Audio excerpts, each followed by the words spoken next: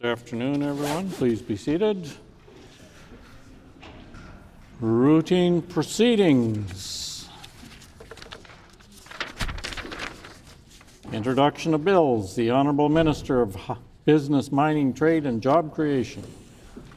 Honourable Speaker, I move, seconded by the Minister of Agriculture, that Bill number 47, the Fair Trade in Canada Internal Trade Mutual Recognition Act, and amendments to the Commemoration of Days, Weeks and Months Act be now read a first time.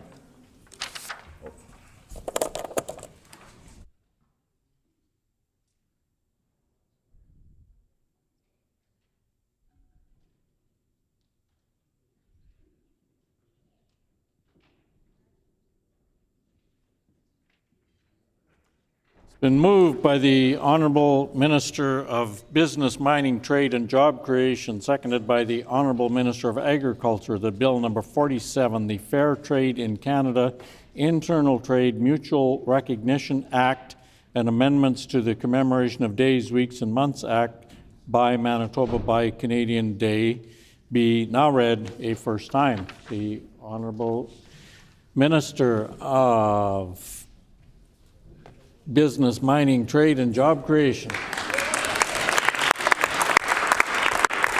Thank you, Honourable Speaker. A competitive and open economy within Canada that is open to trade and encourages domestic buy-in will make sure that we remain the true north, strong and free.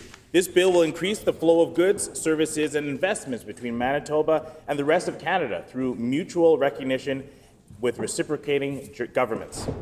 It will unlock more economic activity, opportunities for Manitobans, and help fulfill our commitment to continue to grow our province's economic resilience and prosperity. The legislation will also establish June 1st as By Manitoba by Canadian Day. The designation of this day is intended to celebrate local businesses and bring Manitobans together to strengthen local economies and support jobs. Thank you, Honourable Speaker.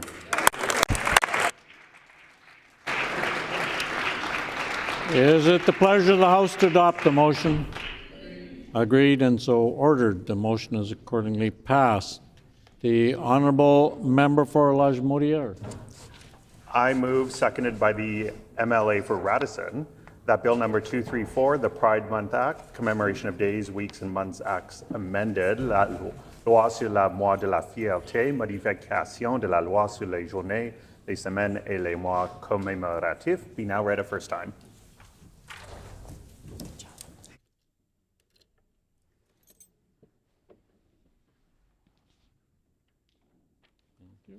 Been moved by the Honourable Member for Lajmodiere, seconded by the Honourable MLA for Radisson, that Bill number 234, the Pride Month Act, Commemoration of Days, Weeks and Months Act amended, be now read a first time. The Honourable Member for Lajmodiere.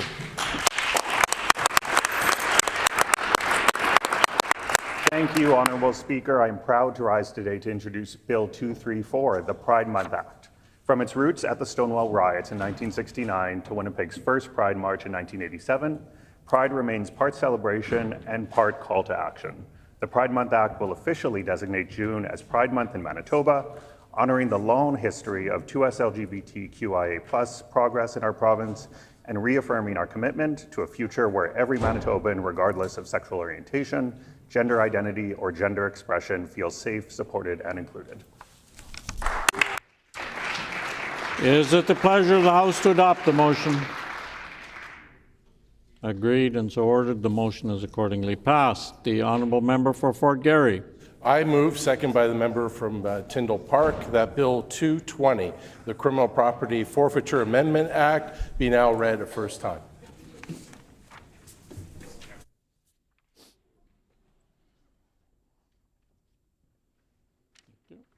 Been moved by the Honourable Member for Fort Garry, seconded by the Honourable Member for Tyndall Park, that Bill number 220, the Criminal Property Forfeiture Act, be now read a first time. The Honourable Member for Fort Garry.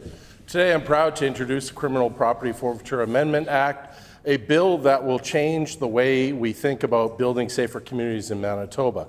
Currently, money seized through criminal property forfeiture fund can be used to fund law enforcement programs. This amendment expands the scope, allowing funds to support nonprofit community organizations delivering programs like affordable housing, harm reduction, addictions treatment, mental health supports, and restorative justice. This is about more than where the money goes. It's about how we build trust. Safer communities aren't created by enforcement alone. They're built when people have access to the supports they need and when investments are made in long-term solutions that prevent harm before it happens. Is it the pleasure of the House to adopt the motion? Agreed, and so ordered. The motion is accordingly passed. No further introduction of bills. Committee reports. Tabling of reports.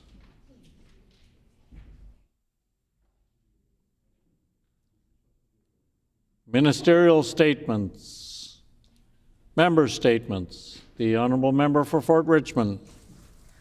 Honourable Speaker, 50 years ago on April 30th, 1975, the city of Saigon fell, marking the end of the Vietnam War.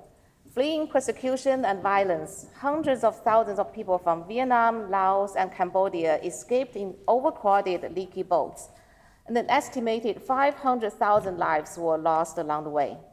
Amid this crisis, between 1979 and 1980, Canada welcomed more than 60,000 Southeast Asian refugees and became the first country in the world to implement a large-scale private sponsorship program for refugees.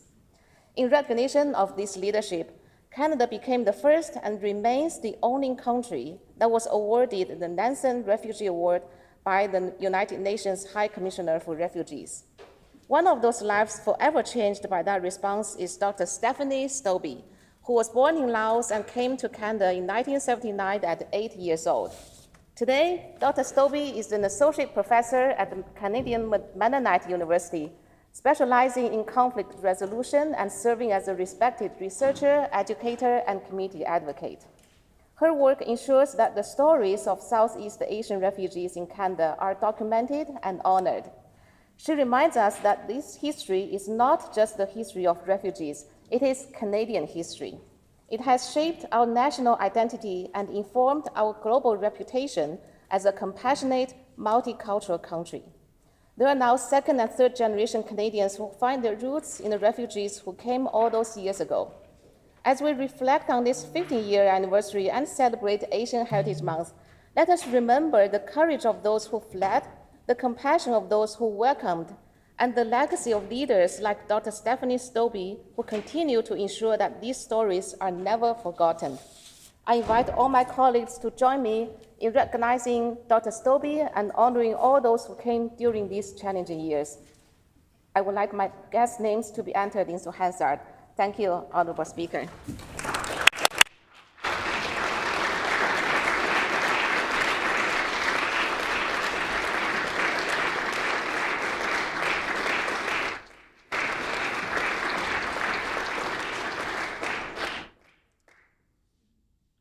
The Honourable Member for Red River North. As I committed to the conversations with the Commissioner, I apologize today to the people of Manitoba for my conduct. As the Minister of a Crown, it was my duty to act in the interest of Manitobans, which is what I always endeavoured to do. I took my obligations very seriously during my time in Cabinet, and I continue to do so today. Honourable Speaker, I would like to provide a quote from the Commissioner's report, and I quote, "It is commonplace for members of the Legislative Assembly, and especially Cabinet ministers, to take actions that further the interests of others.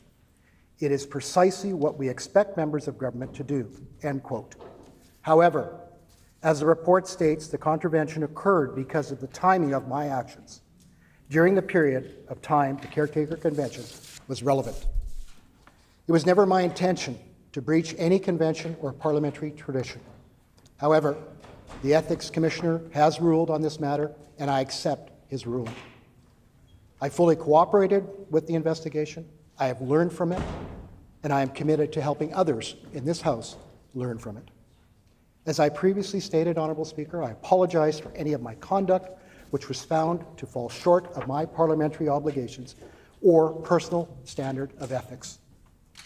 As the Premier himself said on Monday, and I quote, "Apologies are empty words without restitution," end quote. Honourable Speaker, that is why I'm ready to move forward today, and I encourage the Premier to call a vote on the Commissioner's recommendations today. And lastly, Honourable Speaker, to all Manitobans, and particularly the members from Red River North, the constituents that I have the honour to represent every single day, I am sorry, I will do better, and thank you, Honourable Speaker. The honourable member for the Paul-Kamisak. Honourable Speaker, Kinanas Kumatin, I rise today to honour Mike Sutherland. I am an incredible person from my constituency, and I wanted to share just some of the many contributions he's made to our community. As a child, Mike learned how to hunt for small game and live off the land. This led him joining his grandfather on the trap line at just 12 years old, spending the next 50 years learning to fish, hunt, and gather. His experience inspired him to teach not only his own children and nephews, but all the children in Peguis First Nation about the land. He then started a land-based learning program to teach kids in his community, eventually helping schools across the province develop their own land-based learning programs.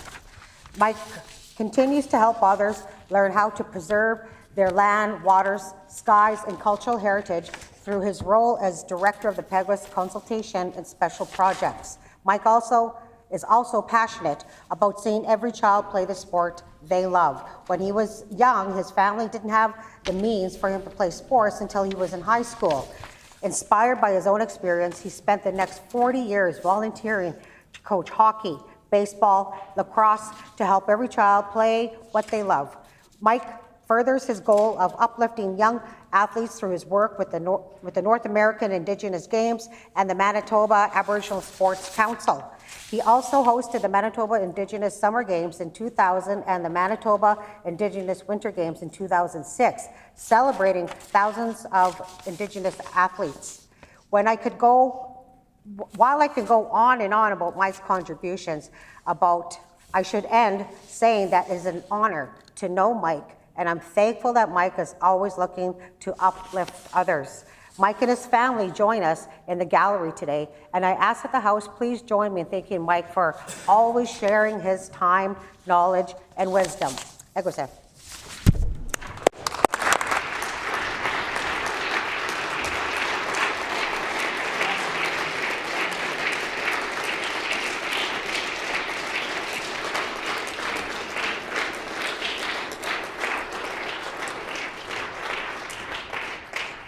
The honourable member for Tyndall Park. Thank you, Honourable Speaker. Today is day 2 of Meadows West students visiting the Legislature, and again I would like to thank my colleagues for allowing leave to be able to accommodate the students' school bus schedule. The grade 4 students who are here with us today had a very long discussion with their teachers at school when asked what the issues they were passionate about. This is what they had to say. On the topic of crime and safety, they shared concerns about drug problems in the community. They discussed the need for better security downtown because people don't feel safe walking on the sidewalks, the need for heightened security in convenience stores, as well as patrol cars at all times of the day to better prevent crime. Another topic the students have a lot to say about is healthcare, specifically wait times in hospitals, scheduled doctor's appointments sometimes being delayed, and the importance of having doctors that can speak different languages. The last few topics include the concern of forest fires, how there is a lot of litter in and around retention ponds, how roads and potholes need repairing, and how sometimes traffic lights take too long to turn green, creating long wait times to cross the street. Now, Honourable Speaker, on the flip side, when I asked them what they felt was working well in Manitoba, they shared how Manitobans are kind, how there's less crime, how more people are being able to study and find jobs, how we have fair taxes, and how we have advanced technology. And lastly, how well nature grows, especially in our provincial parks. In closing, I would like to thank the students and teachers who have joined us here today, and we look forward to having their questions answered in question period. Thank you.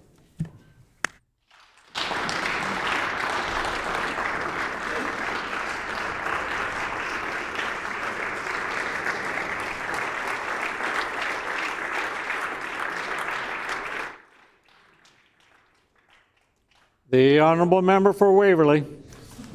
Honourable Speaker, every day Manitobans in uniform step up to serve, not just for our province, but for our country and for our allies around the world. Many carry out that service from CFB Shiloh, just outside of Brandon. And right now, nearly 450 members from CFB Shiloh are preparing to arrive home from Latvia, where they have served as part of Operation Reassurance, Canada's contribution to NATO deterrence activity in the face of Russian aggression in Eastern Europe. Another contingent is preparing to deploy to Poland and Germany under Operation Unifier, where they'll assist in training the armed forces of Ukraine. And that mission will be led by Lieutenant Colonel Chelsea Braybrook, the first female commanding officer in the history of the Princess Patricia's Canadian Light Infantry, which is an incredibly important milestone. Others are serving closer to home, supporting RCMP security operations in Alberta ahead of the upcoming G7 summit. This is what commitment looks like. Manitobans stepping up, whether it's in Europe, across Canada, or right here in our own backyards. And the people of CFB Shiloh continue to show us what it means to serve with honor. And Honourable Speaker, I'd be remiss if I didn't take a moment to recognize Lieutenant Colonel David Cronk, who has led CFB Shiloh with heart, with humility, with a deep respect for both the military and the local community. He'll be heading to Ottawa next month to take on a new role, and we wish him all the best and his family. Nothing but success and gratitude on that journey. You know, we're so pleased to welcome Lieutenant Colonel Jack Newen, who is going to be incoming as the base commander. I know Shiloh and Manitoba will be well served under his leadership. And to all those who wear the uniform, to the families who serve alongside them, thank you. We see you, we honor you, and we are so proud to stand with you. And I would also encourage my fellow chambermates here to stand and thank Colonel Cronk for his service, who is watching online today from CFB Shiloh.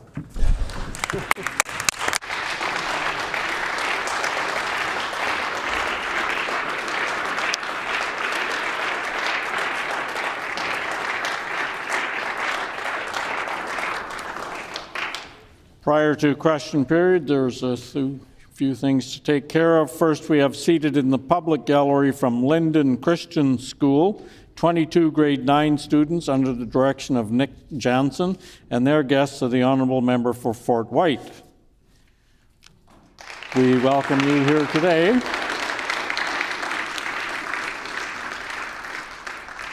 We have seated in the public gallery Dr. Stephanie Stobie, Honourable Patricia Bovey, former Senator of Canada, Dr. Cheryl Pauls, President of Canadian Mennonite University, Leona Defour, Mr. Carl Stobie, Concertmaster of Winnipeg Symphony Orchestra, Mr. Vin Hoyen, Principal of Gordon Bell High School, Kyo Sun Lengsavath, Mr. Tam Nigavan, Tongse Ken Falalong Ovong, Chantal Tailfeather, Charisse Wirch, who are guests of the honourable member for Fort Richmond.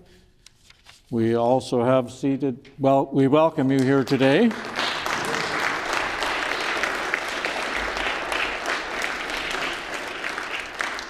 We also have seated in the public gallery Mike Sutherland, Sharon Sutherland, Joey Sutherland, Jeff Sutherland, Amy Manaweg, Garth Sutton, Wayne Manning-Way, Heather McCorster, Terrence Sinkler, Mel Whiteshell, Keenan Stevenson French, who are guests of the honourable member for the Paul-Kamisak, and we welcome you all here today.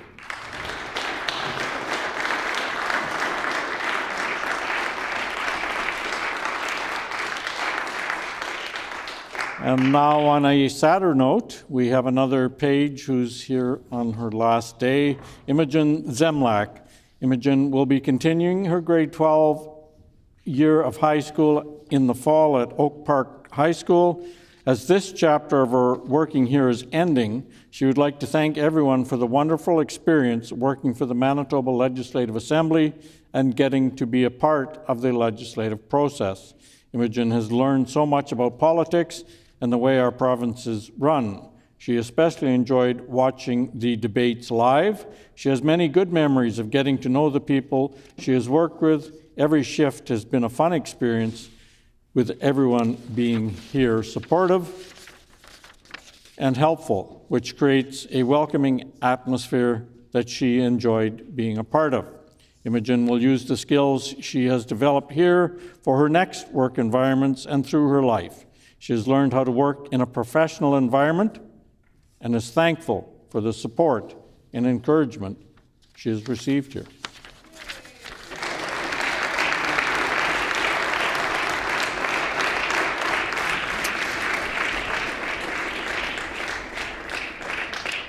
Oral questions, the Honourable Leader of the Official Opposition. Honourable Speaker, I want to welcome everybody here today, and especially the students from Linden Christian. I really loved your performance of Sound of Music last week. Honourable Speaker, Tom Broadbeck reports today the rollout of the province's new education property tax credit has been nothing short of a disaster. The Minister of Finance and this canoe government have increased Manitobans' education and property taxes by over $330 million in just 2 years. The AMM and the Manitoba Municipal Administrators sent out an emergency message last night, and I quote, "While the province has acknowledged the issue, it has also publicly attributed part of the problem to municipalities and cited a lack of communication with residents," end quote.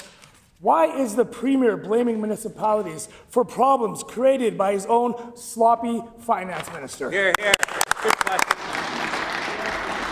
The Honourable First Minister. Why isn't the member for Fort White answering the questions at the heart of the Commissioner's report this week? Instead, he continues to rise and answer the same old questions week after week, day after day. There are many unanswered questions to the report that the Commissioner released. They have to do, for instance, with whether there were any stocks being held by former cabinet ministers through brokerages or other third parties. Yeah. The member from Red River North rises in his place today. He asked for a vote today. No. There are many unanswered questions that Manitobans know the answers to. Many of them reside with people still sitting in the PC caucus. Yeah. What is the member opposite going to do with the knowledge that the member for Red River North has, that the member for Interlake Gimli has, that the report also attributes to the member for Steinbach and the member for Springfield Rashat? The member himself was a minister of the Crown in this disgraced Stephenson government. When will they answer the questions that Manitobans deserve to know about them trying to ram through a controversial mining project after they lost the...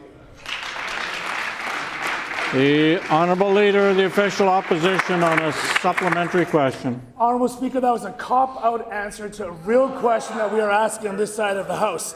Just like Tom Broadbeck says as well, and I quote, "The province's explanation, brackets, or excuse, is a cop-out. It shifts the blame onto individuals rather than acknowledging the government's failure to adequately communicate the new rule."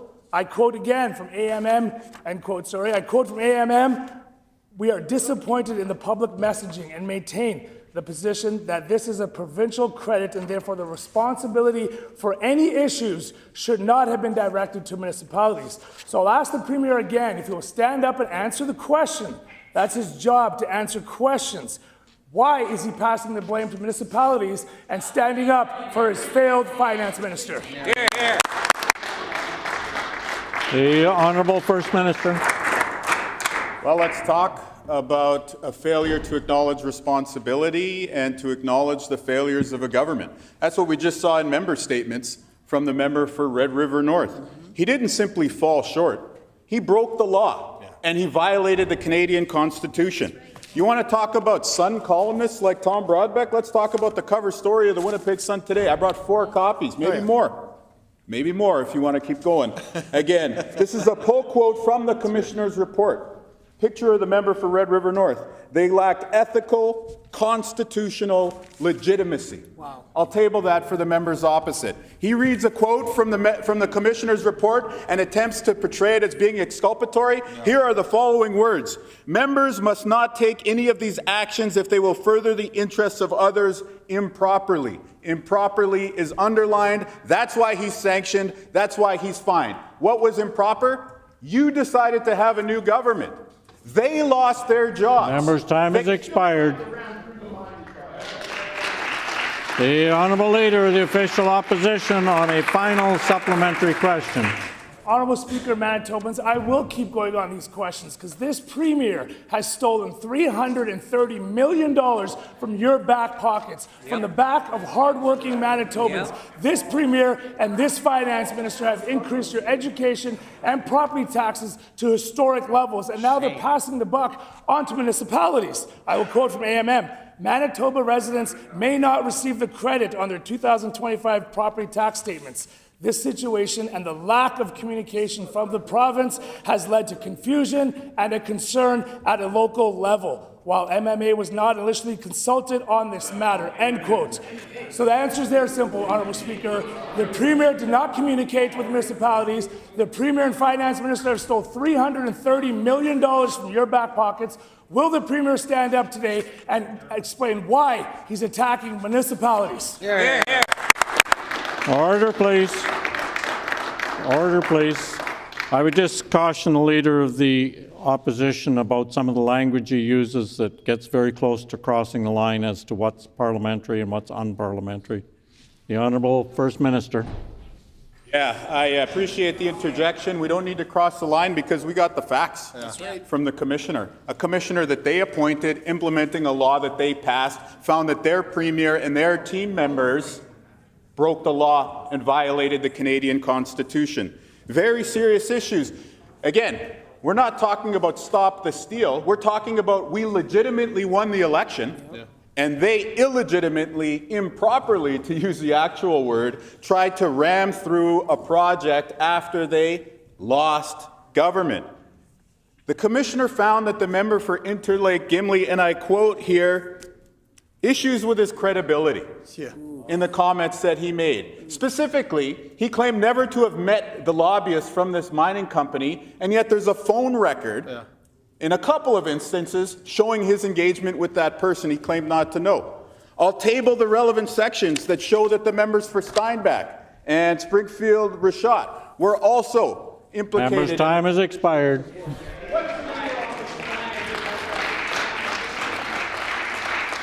The Honourable Leader of the Official Opposition on a new question.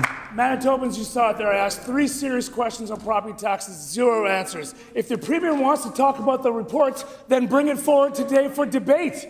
We are ready to debate this before the House. Premier is playing games. He's playing games with Manitobans, and he's playing games with stealing your money. It's bad enough that the Premier and the Finance Minister jacked up your property taxes. Now the Premier is ending the indexing of tax brackets when he promised he was going to do it, when he promised he was going to cut indexing tax credits. The Finance Minister and Premier have broken yet another promise with Manitobans. So, will the Premier reverse his tax hikes on middle-class families and fulfill his promise of indexing the tax credits today? Here, here.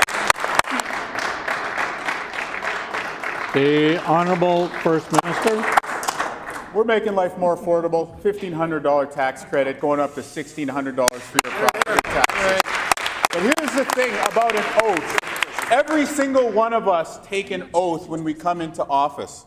And it's a promise that we're going to uphold our democracy. That was broken. The Commissioner ruled this week. That's why the member opposite is being fined. It's the first time in Canadian history this has happened. Heather Stephenson, Cliff Cullen, the member for Red River North are being fined, making history, putting Manitoba into a negative light for their improper actions. The member stands up today and he doesn't acknowledge the fact of what he said under oath. He describes in the report, the member for Red River North does, in great detail, a conversation with the Deputy Premier. You know what the Commissioner had to say about that conversation? It did not occur. The Commissioner had the phone records, and under oath, the description that was taking place was about a call that did not occur. Parliamentary rules prevent me from ascertaining exactly Member's time has expired. But I think we all know. The Honourable Leader of the Official Opposition on a supplementary question. More games played by this Premier. He wants to stand up and say he wants to discuss it, he wants to debate it. Well then great, bring it forward. We have said we will debate it if you will bring it forward. We are welcoming that opportunity to discuss it, and we support the conclusions by the Commissioner, but this Premier is too busy playing games. Just like he's too busy misleading Manitobans. The Premier said he would index tax brackets, and now he's changed his mind. The Premier falsely promised not to raise taxes, and he's raised taxes on schools. The Premier falsely promised he would cut the middle tax by indexing it, and now he's increasing your taxes. All broken promises by this NDP and Premier. So I'll ask him again, will the Premier stand up by his word, stand with his word, and say what he promised is what he's going to deliver Manitobans? Or is this Premier's word mean nothing? Hear, hear. The Honourable First Minister. Yeah, no, let's engage. Let's have the debate right now. Let's do it right now. Yep. Let's have the debate right now. Yep. In question period. Right. Let's hear some answers. That's right. Here's the thing. Let's talk about credibility first over the heckling of the members opposite. You want to call my credibility into question? I said I was going to cut the gas tax. I did. Right. I said I was going to hire people in health care. I did. I said I was going to bring women home from the Prairie Green landfill.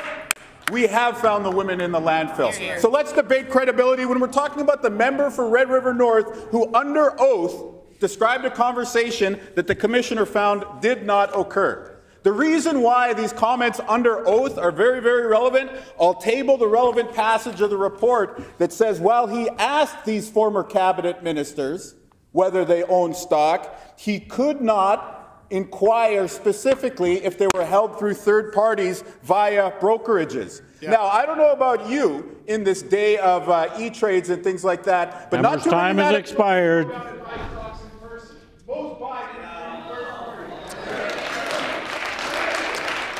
Order, please.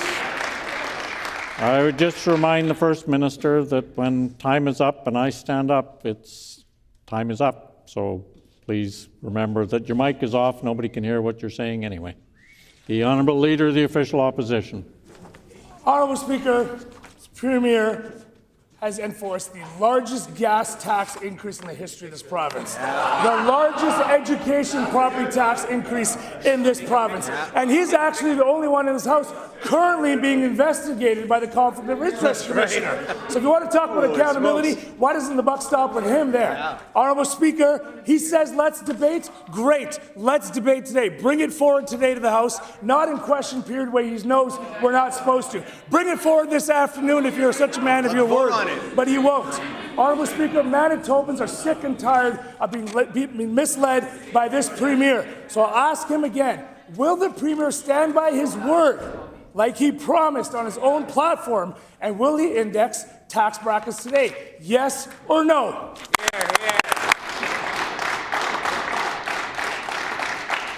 The Honourable First Minister. Honourable Speaker. Yeah, they're clapping and they're filibustering their own time. Anyway, 27 and a half minutes. 27 and a half minutes. Let's have the conversation right now. What did the Leader of the Opposition know about this? If you look at the timeline of events, he was already campaigning for Leader when this investigation was underway. Right. Many of the people that he sits in a caucus with who endorsed him in the leadership contest were part of this investigation. Again, we got 27 minutes right now to start getting to the bottom of this. Keep standing up. And we'll keep engaging with this. We're talking about facts that the Commissioner of the Conflict of Interest Law has found. We're happy to discuss this in public anytime the members opposite want. But when we're talking about a day of e-trades and we're talking about investment brokerages, I don't know about you, Honourable Speaker, but I don't think too many Manitobans go down in person and buy stocks directly from the company. That was the only kind of holding that the Conflict Commissioner was able to inquire about. So there are serious unanswered questions about whether stocks were held by former ministers of the Crown. Time has expired. The Honourable Member for Interlake Gimli. Thank you, Honourable Speaker. Dean Switzer died after his wife, Susan, family, and neighbours called 911 over 20 times, and they couldn't get through. The system failed, and the family is devastated. Can the minister stand here today and tell Manitobans, including the Switzer family, if our 911 system is reliable?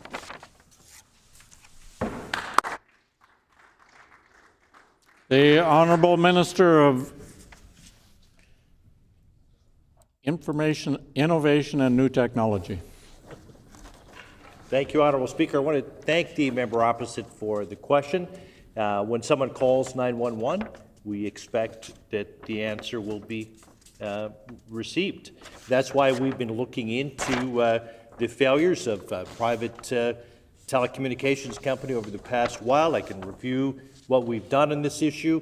We've spoken with the family, of course, that was directly impacted, to express our condolences, and we vowed to hold TELUS to account. We then demanded that TELUS investigate the incident and work with its partners to ensure that they understand what went wrong. We've reviewed the interim report from TELUS to the CRTC, which confirms that TELUS outage impacted Member's time has expired. The Honourable Member for Interlake Gimli on a supplementary question. Thank you, Honourable Speaker. Susan Switzer did everything right. She called for help over and over, but her calls never reached dispatch. How many 911 calls in Manitoba are failing to connect? And how many more families risk a loss like the Switzer family did, who is watching today? The Honourable Minister of Innovation and New Technology. Again, Honourable Speaker, to remind the member of the work that we've done to this point, we met with TELUS to review the interim report, expressed our deep concern about the gaps that existed, and vowed to ensure that they would have the final report to us in a timely manner. We are still waiting on that to arrive. We've committed to working with the family as well as telecom providers to ensure that systems are in place to create redundancies to ensure this never happens again. I've also reached out to Minister Buckley Boulanger, Minister of Rural Development, to begin working with his office to work across both Manitoba, Saskatchewan, and Alberta to improve systems. Member's time has expired. The Honourable Member for Interlake Gimli. Thank you, Honourable Speaker. The calls never even reached the call centre. Dean's father, Ray, and their family aren't looking for blame. They just want answers. They want to make sure no one else has to go through the tragedy that this family has. Will the minister commit to a full, independent inquiry into Manitoba's entire 911 system, from phones to cell providers to dispatch, first responders, and make that inquiry public so Manitobans, including the Switzer family, have answers? And I would also suggest that it should include the TELUS internal report.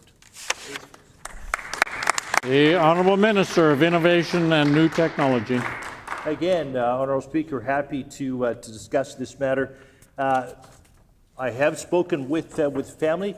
I've committed to continuing to do so to make sure they are up to date with the action that we're taking. But I want to remind the members opposite that when in office, they understood the gaps that existed in cell phone coverage and did nothing about it. I want to recall the incident of a man in Alonza who died because he didn't have cell phone service to see a tornado warning. We're taking action. We're talking to the family. That's taking action. We're talking to TELUS, and we're going to make sure that the gaps are filled. They should have started sooner. The Honourable Member for Tyndall Park. Thank you, Honourable Speaker. The grade 4 students from Meadows West School have expressed concerns about the safety of our city. One specific idea they had was heightening security in stores and having more patrol cars to better prevent crime and keep the general public safe. Could the Premier or Minister of Justice share what types of protective measures are currently in place to keep the general public safe that students can use if needed? The Honourable Minister of Justice.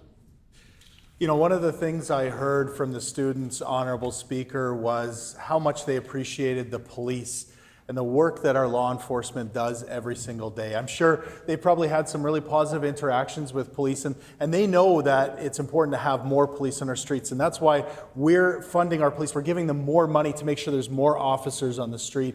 But I also heard from them that they understand that things like drugs and the drug epidemic in our city plays a big factor in their safety. And so that's why I'm working with other departments, the Department of Housing, Addictions and Homelessness, to make sure we get supports, mental health supports and other supports for those who are suffering with drug addiction.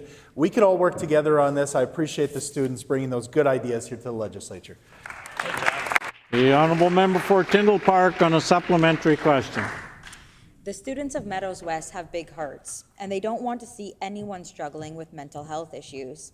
They have a few ideas where the province could get involved, including free meditation classes and free food and housing so that people don't have to stress. What does this Premier or Health Minister recommend students do if they are or they know someone who is struggling with their mental health? The Honourable Minister of Health, Seniors and Long-Term Care. Such a wonderful question from these students. There's a lot of ways we can take care of our mental health and our well-being. Certainly, I would say that our government taking the step of implementing a universal food program at schools is one great way of making sure that students can be focused on their learning and not be hungry in the classroom. There are many ways that you can take care of your health. Former athlete here myself, I say being active and moving your body is another great way as well. And I know that students always feel reassured when they've got a government in place that has their backs and they can trust to be honest and forthcoming. Unlike the previous PC government that we now know definitively based on the Ethics Commissioner's report was dishonest with Manitobans and didn't value protecting their democracy. We're going to protect your democracy and make sure that we work in your best interests as you progress through your life here in Manitoba. The honourable member for Tyndall Park on a final supplementary question. Thank you, Honourable Speaker. This last question was created by the teachers and the students. How would one go about passing a law for more opportunities for outdoor learning?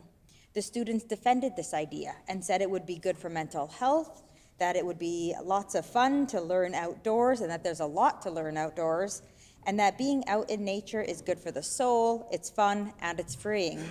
Will the Premier please explain the process and how an idea like this could become legislation? The Honourable First Minister.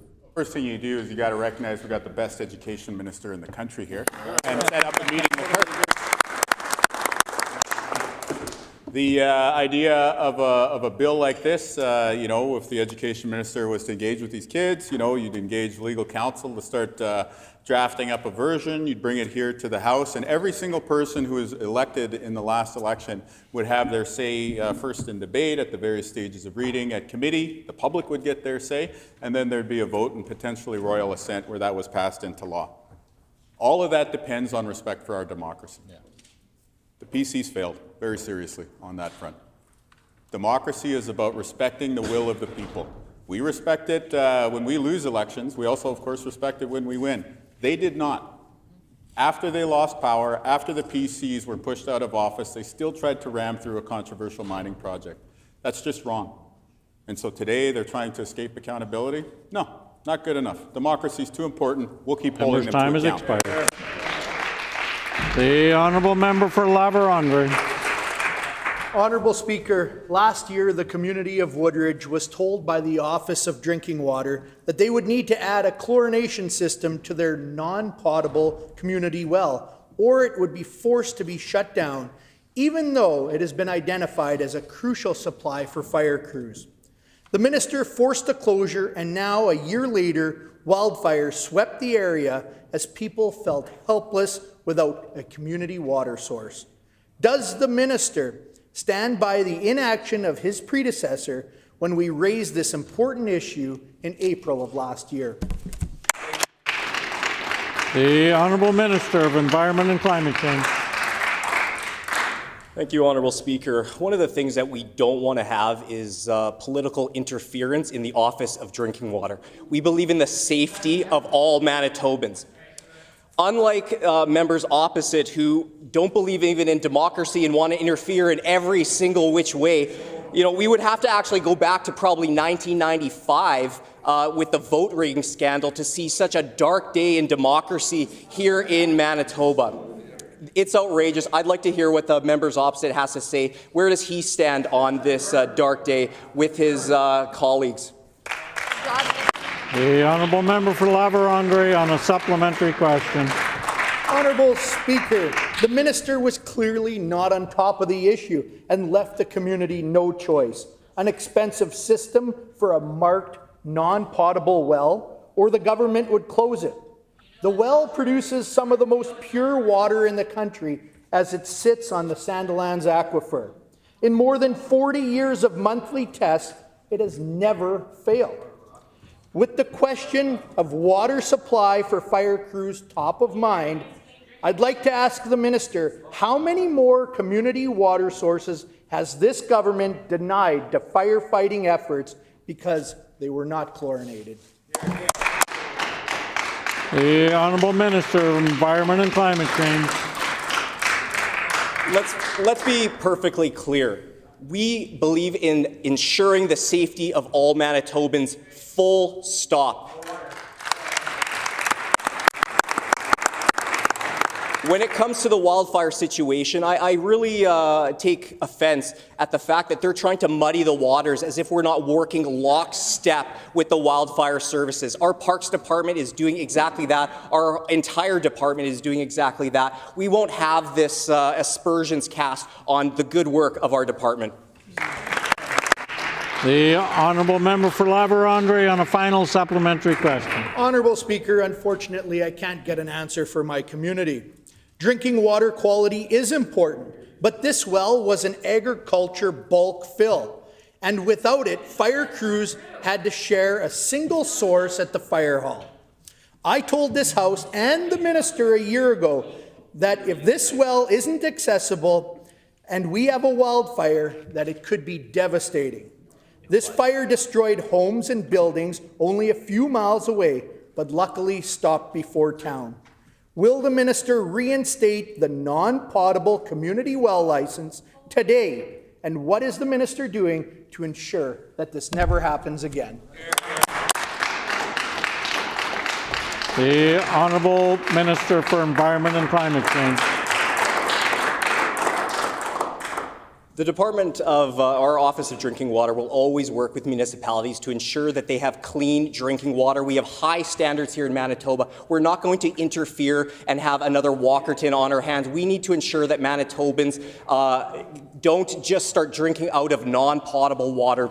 It's unacceptable to suggest that we can just label something non-potable and that'll be okay. Now, on this issue, in terms of what happened yesterday, I'd like to hear what the member has to say. Where does he stand? Where does he stand for the member that just sits behind him in terms of our democracy? Do you support democracy, or are you against all of this? Are you against... Order, please. Order, please. I would remind the minister to address his comments through the chair and not directly to members opposite by saying you. The Honourable Minister of Environment and Climate Change. Through you, the chair, Honourable Speaker, I would ask the member opposite... time has expired.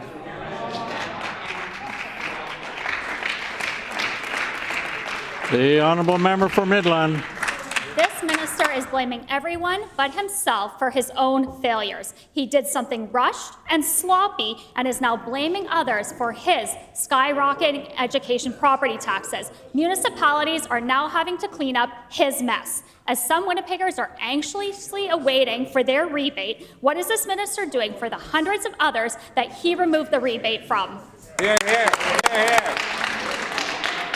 The Honourable Minister of Finance. Honourable Speaker, Manitobans know they can trust our government to make life more affordable, but what they're learning is that they cannot trust the members opposite. That's right. Yesterday, the Ethics Commissioner spoke very clearly when he said that the members opposite broke the law. And yet, the leader of the official opposition went out to the cameras out there and said that this was all in a gray area, that this was up for discussion, that this was not clear. What can we say with certainty? They broke the trust of Manitobans. They broke the law. That's black and white. Manitobans have seen clearly they cannot trust the members opposite. Great job. The Honourable Member for Midland on a supplementary question. The Spruce Woods Community Co-op provides affordable housing in Brandon. This minister has increased the co-op's property taxes by over $17,387. This minister is heartlessly targeting hardworking families, fixed-income seniors, and now affordable housing. I table their 2024 and 2025 tax assessments so the minister can see for himself the consequences of his heartless tax grab. Will the minister reinstate their rebate today? Here, here. Here, here. The Honourable Minister of Finance.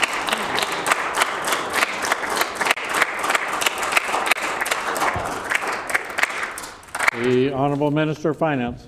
Thank you, Honourable Speaker. The members opposite have no credibility. After yesterday's report came out, in which it was clearly stated that they worked to undermine our democracy in Manitoba. I mean, this is shocking stuff, Honourable Speaker. And then the leader of the official opposition again went out to the cameras and said, this is in a grey area. Black and white. The Commissioner's report showed in black and white that their team broke the law. They undermine our democracy, and that speaks to their lack of morals and an appropriate approach to being leaders in this province. Manitobans know they can't trust them, but they can trust this team to get things right. There we go. The Honourable Member for Midland on a final supplementary question. This minister didn't do his homework. It was a botched rollout. It was sloppy, and now it's a heartless tax grab on people living in affordable housing. This community service has had their monthly tip payment increase by $2,275 a month. Affordable housing providers cannot swallow these costs, and residents are already stretched to the max and certainly cannot afford it. The Spruce Woods Co-op is watching today. Will the minister correct his sloppy, heartless tax grab and reinstate their rebate today, yes or no? Here,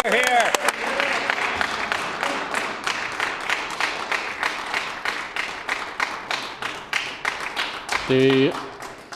The Honourable Minister of Finance. Honourable Speaker, we're proud to be making life more affordable. Our $1,500 credit helps to reduce the cost of education and property taxes. We cut income taxes for Manitobans across the province. We brought in a gas tax holiday and now a 10% permanent cut to the gas tax, a tax that the members opposite love to charge every day for 7.5 years. Manitobans, again, can trust that we're going to get things right and we're going to make life more affordable. They know they can't trust the members opposite, and yesterday's Commissioner's report shows that in clear terms. Black and white, they broke the law, they can't be trusted. Will the leader of the members opposite stand in this House and actually take ownership for the actions of his colleagues?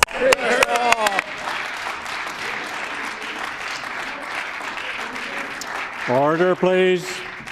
Leader of the official opposition needs to come to order. The Honourable Member for Morden Winkler. Honourable Speaker, vulnerable families and seniors are at risk of losing their homes. This government's tax hikes have targeted 80 affordable housing units in just one organization. To the Minister of Housing, Addictions and Homelessness, how many other affordable housing units were impacted by this tax hike? The Honourable Minister of Families.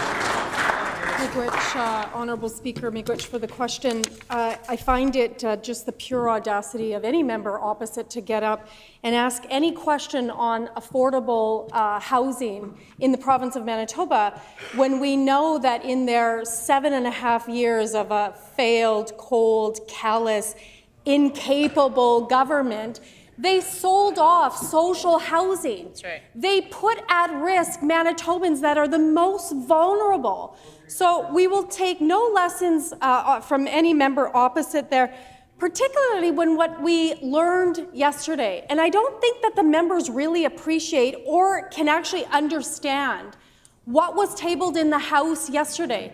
That's never been tabled in the House in the Member's history time of has this. expired. The Honourable Member for Morden Winkler on a supplementary question. Honourable Speaker, I'm asking about families, the possible difference between them having a roof over their head or being homeless. The minister has a duty to protect vulnerable families, not leave them caught in the crossfire and struggling because of heartless tax grabs. Will she do the right thing and reinstate the property tax rebate for all affordable housing units? Here, here. The Honourable Minister of Families. Let's talk about families. Let's talk about the families of the murder victims that Heather Stephenson chose to construct a whole election campaign on. While those women, those Manitobans, those most vulnerable and marginalized Manitobans lay in a landfill And that very member yesterday, that ex-premier, that ex-minister of families and failed health minister and all of the things that they had to keep moving her because she's so incompetent, was just noted as breaking the law yesterday. Yep. The first time in our history, she was issued an $18,000 fine. That's never been done in the history. Time has expired. The honourable member for Morden Winkler on a final supplementary question. Honourable Speaker, I'm asking about families who need answers today. This government promised to go after Bay Street, but instead they're hitting vulnerable Manitobans at home. Yep. What is this minister doing today to make sure these tax bills aren't landing on families who simply can't afford higher rent costs because of heartless NDP taxes? She's doing that. The Honourable Minister of Families. There are many of us in this chamber that remember year after year after year after year in those 7.5 years of the dark days of that failed, miserable government, that when we would leave the Manitoba Legislature, we would see our relatives in bus shacks, in -40 weather. Not one single member opposite, including Heather Stephenson, Cliff Cullen, the member for Red River North, cared about those relatives. They didn't care about those Manitobans. And so the members opposite don't have a leg to stand on in respect of social housing, caring about families, or ensuring that our unsheltered relatives get the housing that they need. And they certainly don't have a leg to stand on in protecting democracy. That's right. The honourable member for St. Boniface. Honourable Speaker, just yesterday, Heather Stephenson was fined $18,000 for her attempts to violate the Constitution and ram through the Silo-Silica project in the days after she lost the election. This demonstrates our utter disregard for our democracy and the people of Manitoba. To add to it, when the news broke, she shrugged her shoulders in arrogance and said she was just doing her job. Another normal day at the factory for the Manitoba PCs, I guess. Can the Premier shed more light on the findings of the report and the ethical violations of the PC government? The Honourable First Minister. I want to thank the member for St. Boniface. We're some 37 minutes into question period, and he's now the first person to ask about the #1 political issue in the province right now. He says, just doing the job. The member for Red River North said just doing her job. Heather Stephenson, no. You lost your jobs. That's right. That's what the election was about. You didn't have the authority to do this thing. Through you, the chair. They didn't have the right to ram through a controversial mining project. That decision was up to the next government that you, the people of Manitoba, chose. And there's no acceptance of responsibility. I'll table an excerpt of this report. Respectfully, the facts I learned in this investigation simply do not support the assertions made by Ms. Stephenson. She's been fined. She's found a new level of humiliation. But let's reflect on what that means. Under oath to the commissioner, she lied. Somebody that they all supported and still are friends with. The honourable member for Agassiz. Thank you, Honourable Speaker. Last week, we learned that this Minister of Families has started placing children in hotels again. Now we're hearing from foster families that arbitrary decisions are being made, splitting up children and their support networks.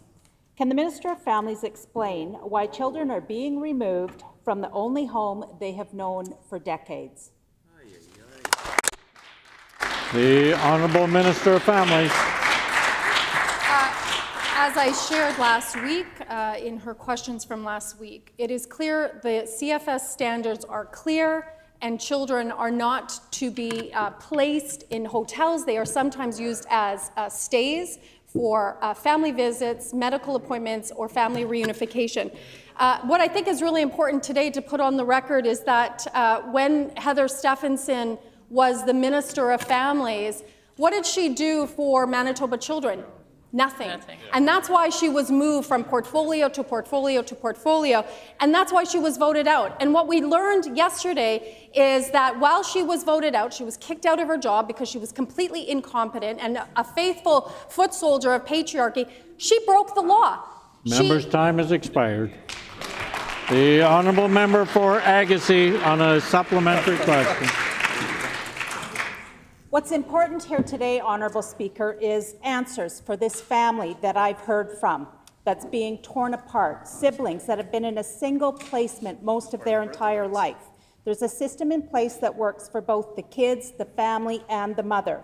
Now a caseworker changes, and that carefully orchestrated system that worked best for all that were involved is now falling apart.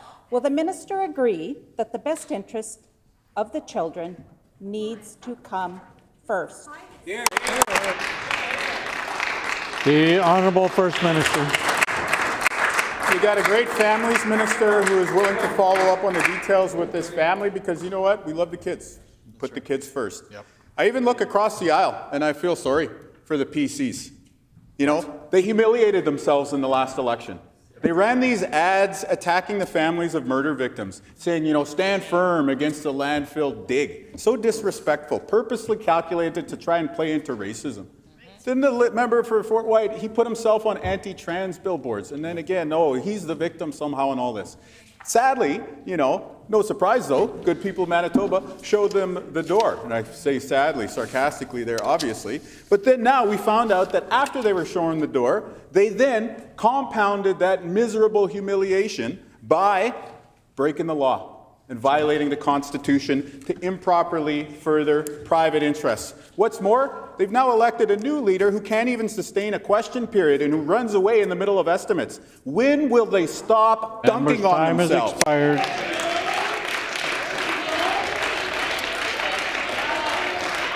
Order.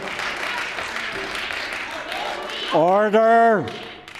The time for questions has expired, and I have a ruling for the chamber.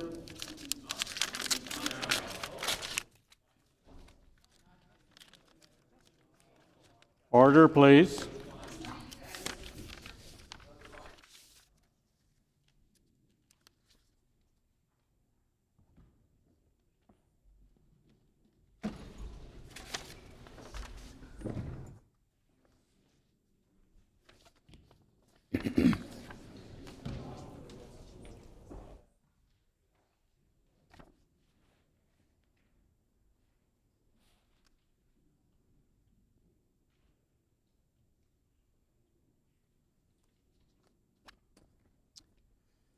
Following oral questions on May 15, 2025, the Honourable Government House Leader raised a point of order regarding questions that had been asked by the Honourable Member for Brandon West during oral questions that day. The Honourable Government House Leader explained in her point of order that while understanding that members do have the protection of parliamentary privilege to speak freely in the House, there are lines that should not be crossed. Specifically, the Government House Leader stated that members should not be invoking members' families in debate in the House, asserting that there should be a principle in the House that our families, our children, our loved ones are not brought into this chamber. The Honourable Official Opposition House Leader also spoke to the point of order before I took it under advisement. Let me say first that the Honourable Government House Leader has raised some important concerns in her point of order. Members will know that I have been concerned about decorum in this House for many weeks now, and language used by some members has been a part of those concerns. In response to another matter raised in this House recently, I spoke about the privilege of freedom of speech shared by all members.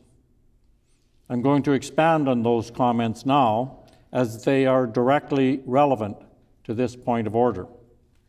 The question of whether language used in the House is unparliamentary or not is related to the fact that under the protection of parliamentary privilege, members enjoy the right of freedom of speech during legislative proceedings. Bosque and Gagnon devote considerable attention to this topic in the third edition of House of Commons Procedure and Practice. On page 89, they state that by far the most important right accorded to members of the House is the exercise of freedom of speech in parliamentary proceedings. It has been described as a fundamental right without which members would be hampered in the performance of their duties. It permits them to speak in the House without inhibition, to refer any matter or express any opinion as they see fit, to say what they feel needs to be said in the furtherance of the national interest and aspirations of their constituents.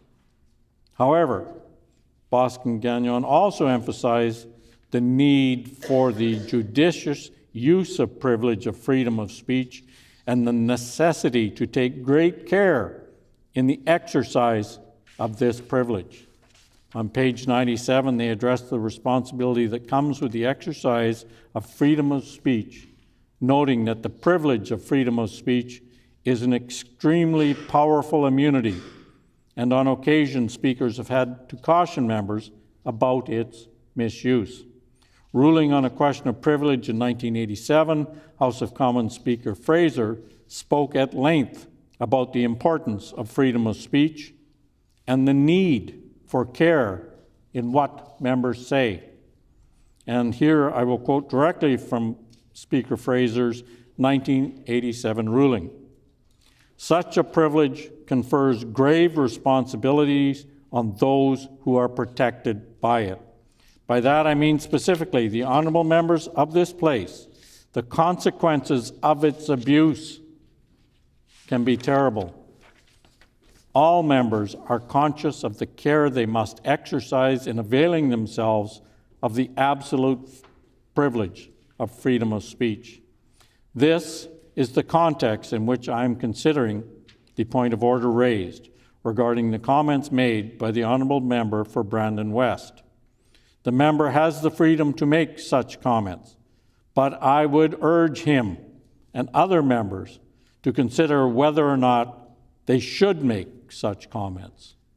I also echo Speaker Fraser's sentiments and note that the privilege of freedom of speech in this place brings with it a significant responsibility to not abuse that privilege.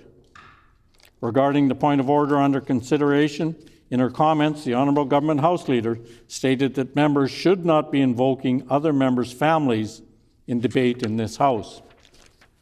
Unfortunately, this was not the first instance of such a thing occurring in the House.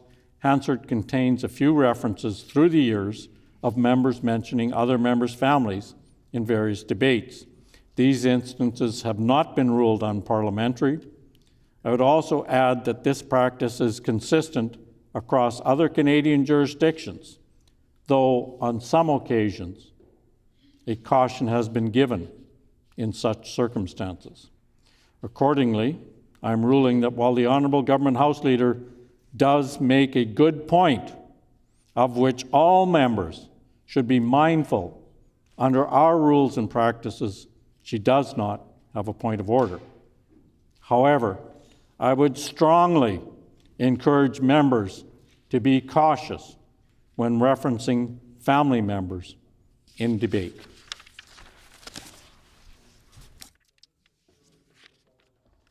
Order.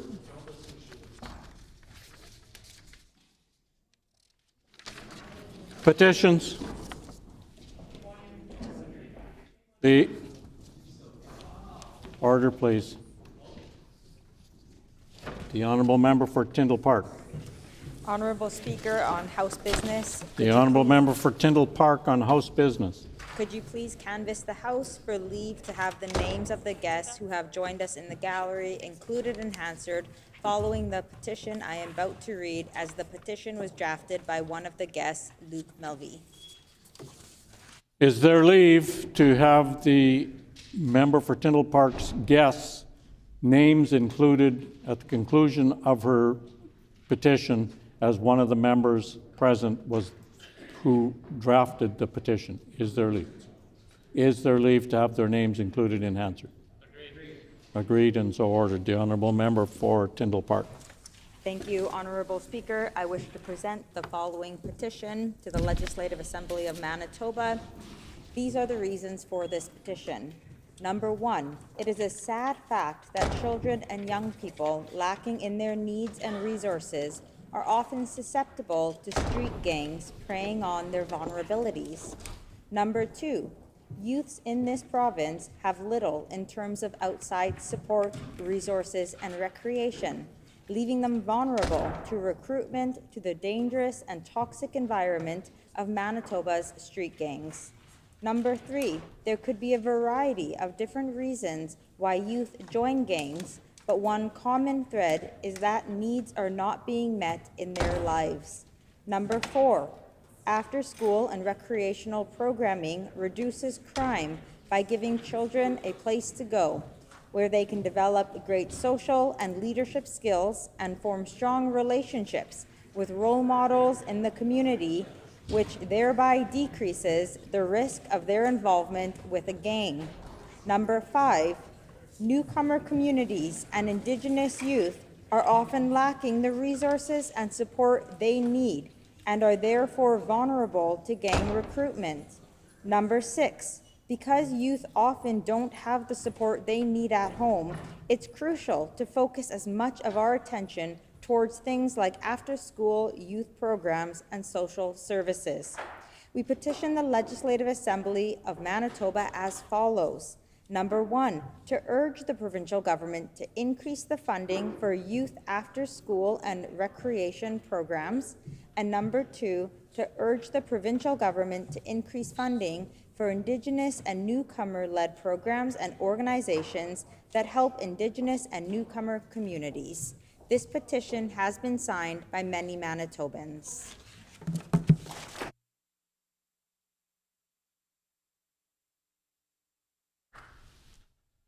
No further petitions.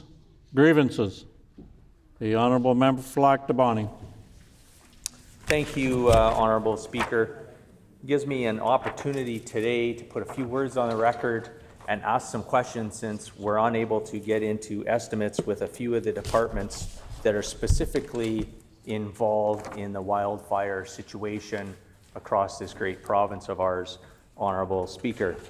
Part of my communication today and grievance is more so putting out some questions so that the government, when they're listening, the various different departments that are involved, they can potentially get specifically my area of the province, the Lac du Bonny constituency, some answers, but also other areas of the province that probably could use a little bit of tweaking or some improvements on the process.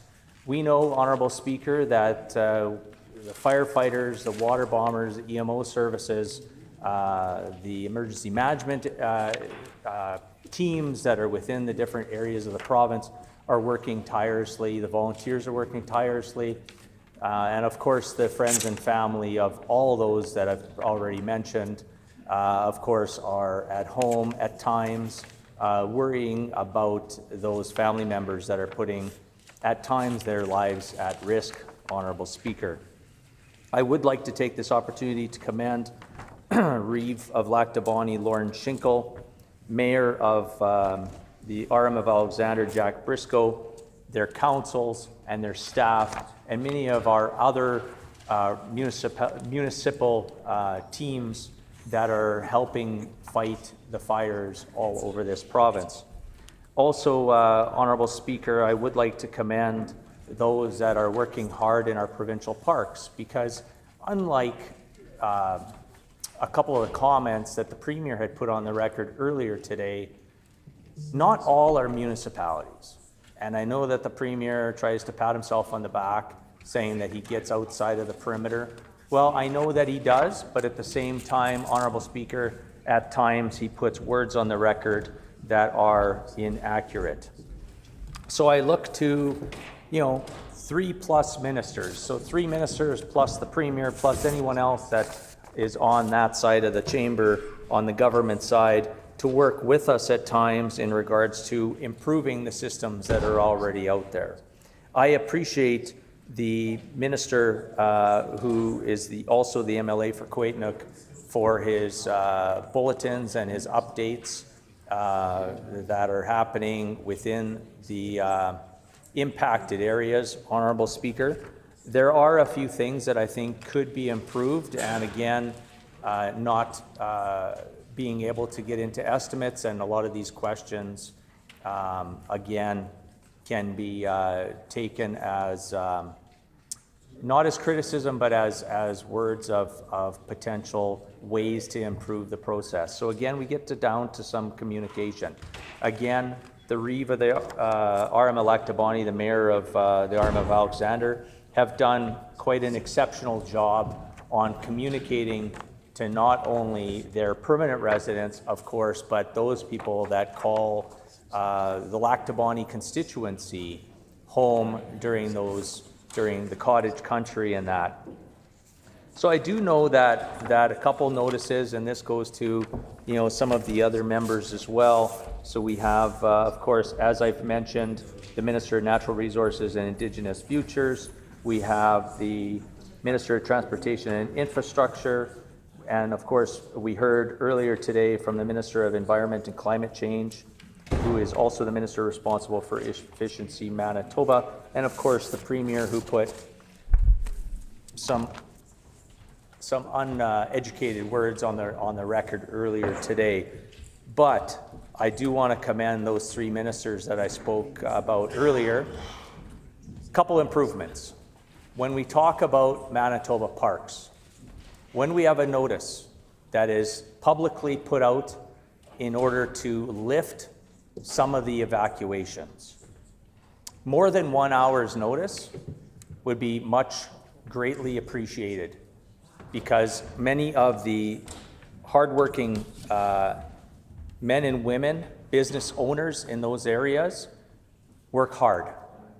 They work tirelessly, and many of them had to, of course, evacuate. And so when there is the lack of communication to those businesses, it unfortunately puts those resources and those supports at a little bit of a at a bit of a disadvantage, because some of those business owners who, again, just to remind the members opposite, put capital at risk. And these things, these supports, these services, such as food, water, various different things, are not necessarily locked up in concrete containers in safe spaces less than 50 feet away from their businesses. They do have to coordinate with many of the large businesses in the great city of Winnipeg, or even some of our other larger urban centers such as Brandon or Portage-la Prairie. Again, those resources and supports, we're just looking for a little bit more collaboration, cooperation, because in the parks, as the member knows, as the minister knows, there is no reeve or mayor such as the Premier alluded to earlier today. So it does fall on the minister coordinating and having that conversation with the local MLA. Probably wouldn't hurt. So then we can get that very important information out as quickly as we can to be able to alert those individuals that are impacted.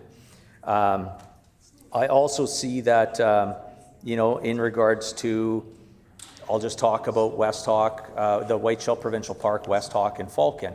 We know that students, and I know the Education Minister is interested in this as well, students will be going back to school by the sounds of it safely on tomorrow. That being said, some of the teachers, teachers and staff that occupy that school and that provide that great service to those students are also impacted because of different places that they live. So again, communication, cooperation, collaboration. It was interesting to me that some of the last communities to be evacuated out of the provincial park, such as the town site of West Hawk, is now, those communities are now seeming to be the last ones to be let back in. I know that the ministers that I've mentioned earlier, I know for sure that a couple of them have ventured out there, and they have seen, maybe not during this forest fire, because of course we don't want to get in the way of those people, those service providers that are protecting our our resources, our businesses, our cottages and that for sure. But I know that they've been there in the past and they've seen what type of timelines there are potential if there is a fire that breaks out. So again, it's just some of that needs to be a little bit tightened up. I would also like to know from the government standpoint, what type of resources, what type of supports, what type of financial contributions that are going to be made from the province to those businesses that have been impacted by the loss of business and due to the affected fire areas. Now, in most cases, they have not actually lost the business due to total fire taking over the whole entire business. But because of the affected areas, we know that in Manitoba, there's a short window of opportunity here.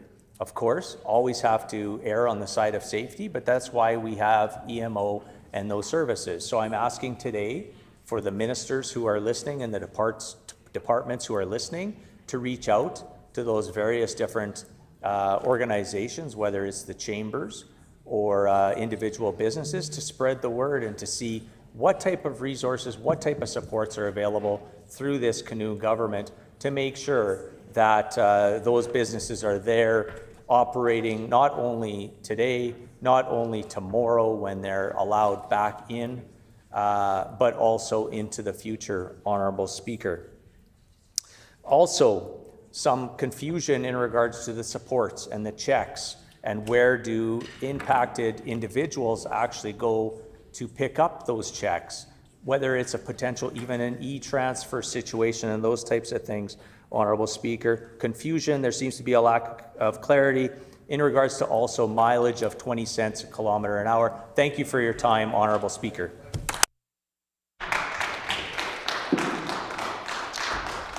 Orders of the day. The Honourable Minister, Government Business, the Honourable Minister Justice. Thank you, Honourable Speaker. I'd like to table these responses to written questions for the House.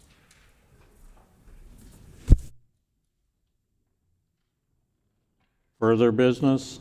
The Honourable Government House Leader. Honourable Speaker, I'd like to table the sequence for consideration of departmental estimates in the Committee of Supply for today only, and then can you please resolve the House into Committee of Supply for the consideration of departmental estimates? It's been announced that the House will now dissolve into Committee of Supply for the consideration of estimates. Will the Deputy Speaker please take the chair?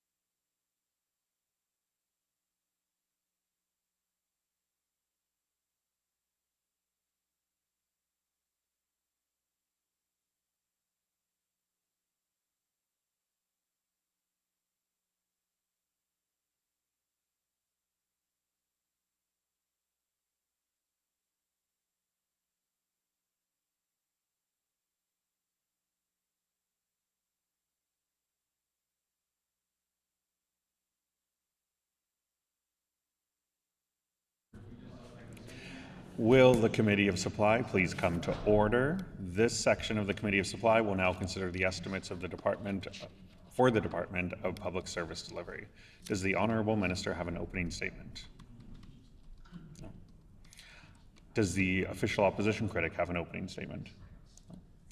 Okay. Under Manitoba practice, debate on the minister's salary is the last item considered for department. Accordingly, we shall now defer consideration of line item 8.1 bracket A contained in resolution 8.1. At this time, we invite ministerial and opposition staff to enter the chamber, and I would ask the minister and critic to please introduce their staff in attendance.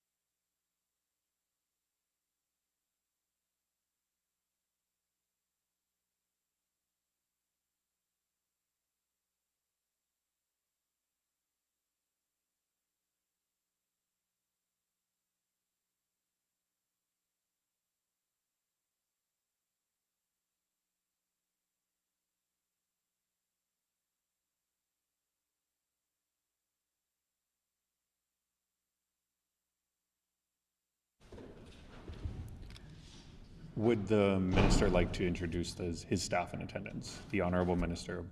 Oh.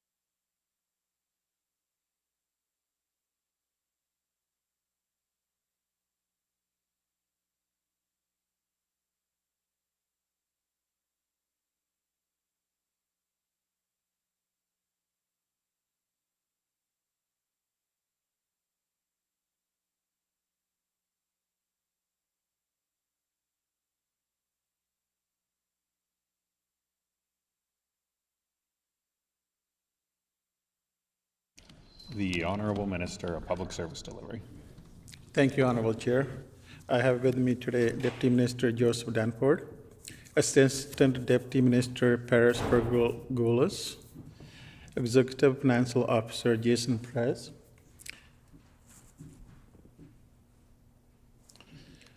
Director of Ministerial Affairs Julia Antonician. Thank you.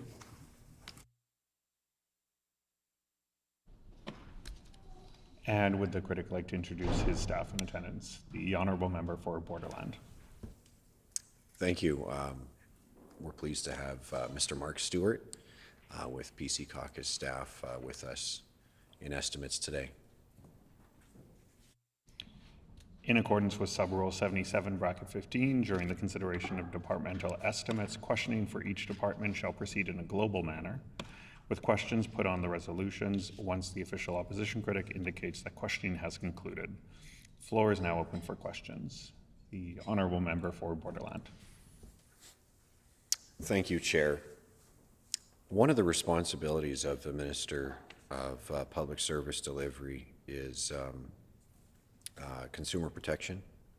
I believe lies within the department.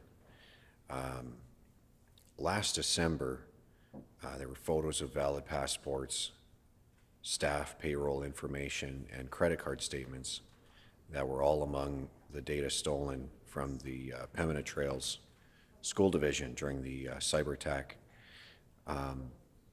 When was the minister first made aware of this breach affecting thousands of staff and students?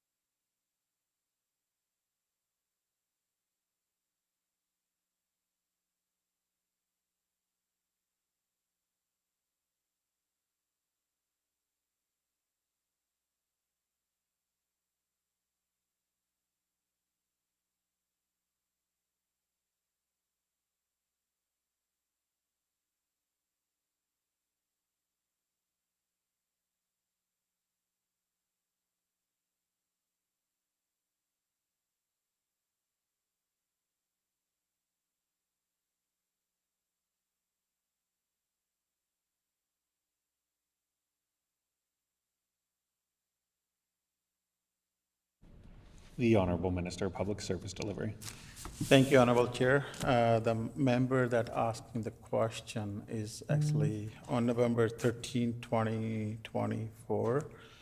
That department is moved over to Innovation and New Technology.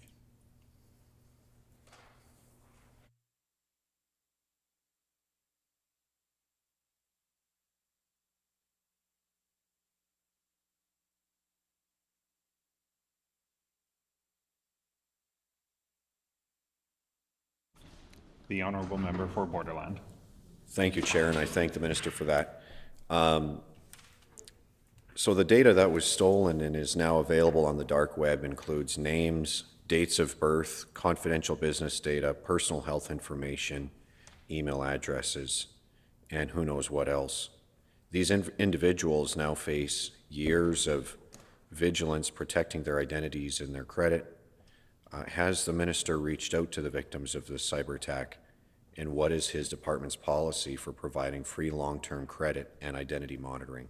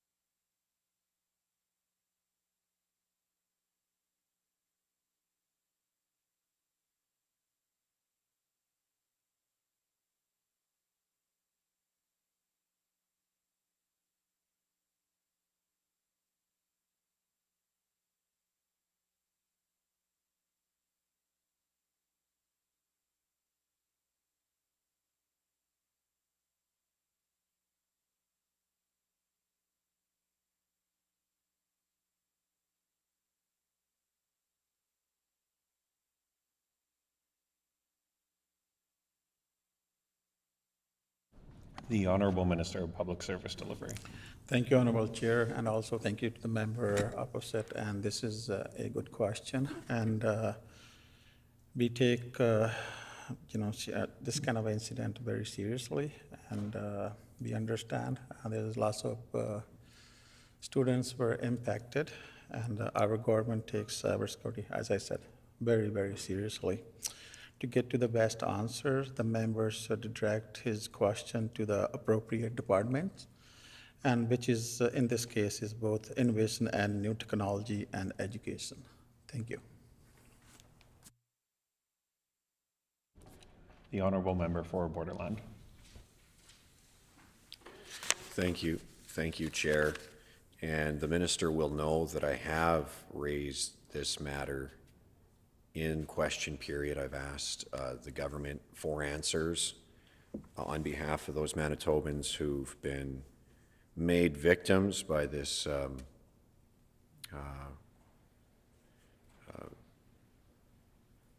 deeply concerning cyber attack. Unfortunately, there's been no answer. And unfortunately, the Minister of Innovation and New Technology hasn't been able to provide any answers. The Minister for Public Service Delivery hasn't taken up these questions either. This is a very serious matter. We have staff and students, many of them, thousands of them, who are affected by this. Again, this is photos of valid passports. This is staff payroll information. This is credit card statements. This is deeply personal information that's now out on the dark web. Names, dates of birth, confidential business data, personal health information, email addresses.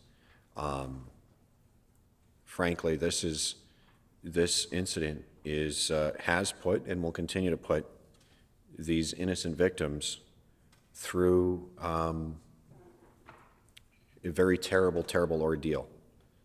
And I know there are parliamentary restrictions around the kind of language we can use, and not that I'm one prone to use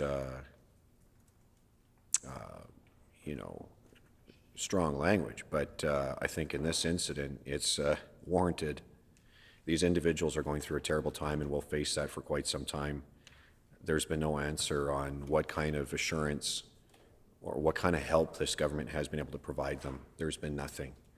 And so it's my job here as the critic to hold the minister who is responsible for consumer protection and for standing up for the interests of Manitobans to ask these questions of him. And I think Manitobans would expect an answer. And so I think they're looking for answers, and I'm bringing them to the floor of this very chamber, the place where these questions deserve to be asked, and Manitobans deserve to hear answers. And I know the media as well has picked up on this as well, and they're interested. This again is a very serious matter. So it's been 7 months since the cyber attack. There's been no policy issued from this government. We have victims, thousands of them affected. Victims are scared and frustrated at this breach of data. Can the minister tell us how many publicly funded institutions have been subject to a cyber attack since this minister took over? And will the minister provide a provincial policy on the provision of monitoring services to protect exposed Manitobans?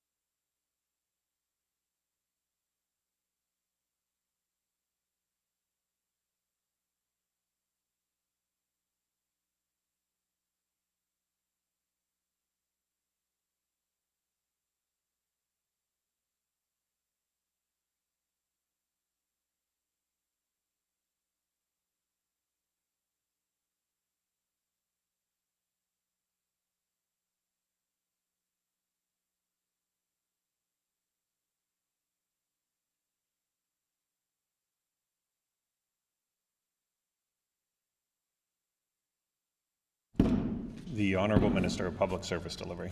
Thank you, Honorable Chair, and also thanks to the member once again. And as I replied earlier, we take cybersecurity very seriously here in our core department, also wherever in Manitoba, and we don't want to see this happens.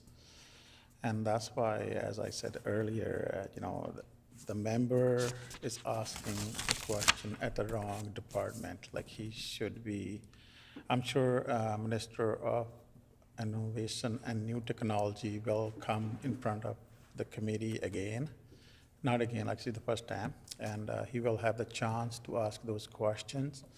For right now, again, as I said, Minister of Innovation and New Technology will be in front of the committee, and also right now, Minister of Education is also in the committee answering those questions, and maybe member can direct those questions to those two departments. Again, on November 13th, 2024, the department was split into two. So the member was asking question falls under those two departments. Thank you.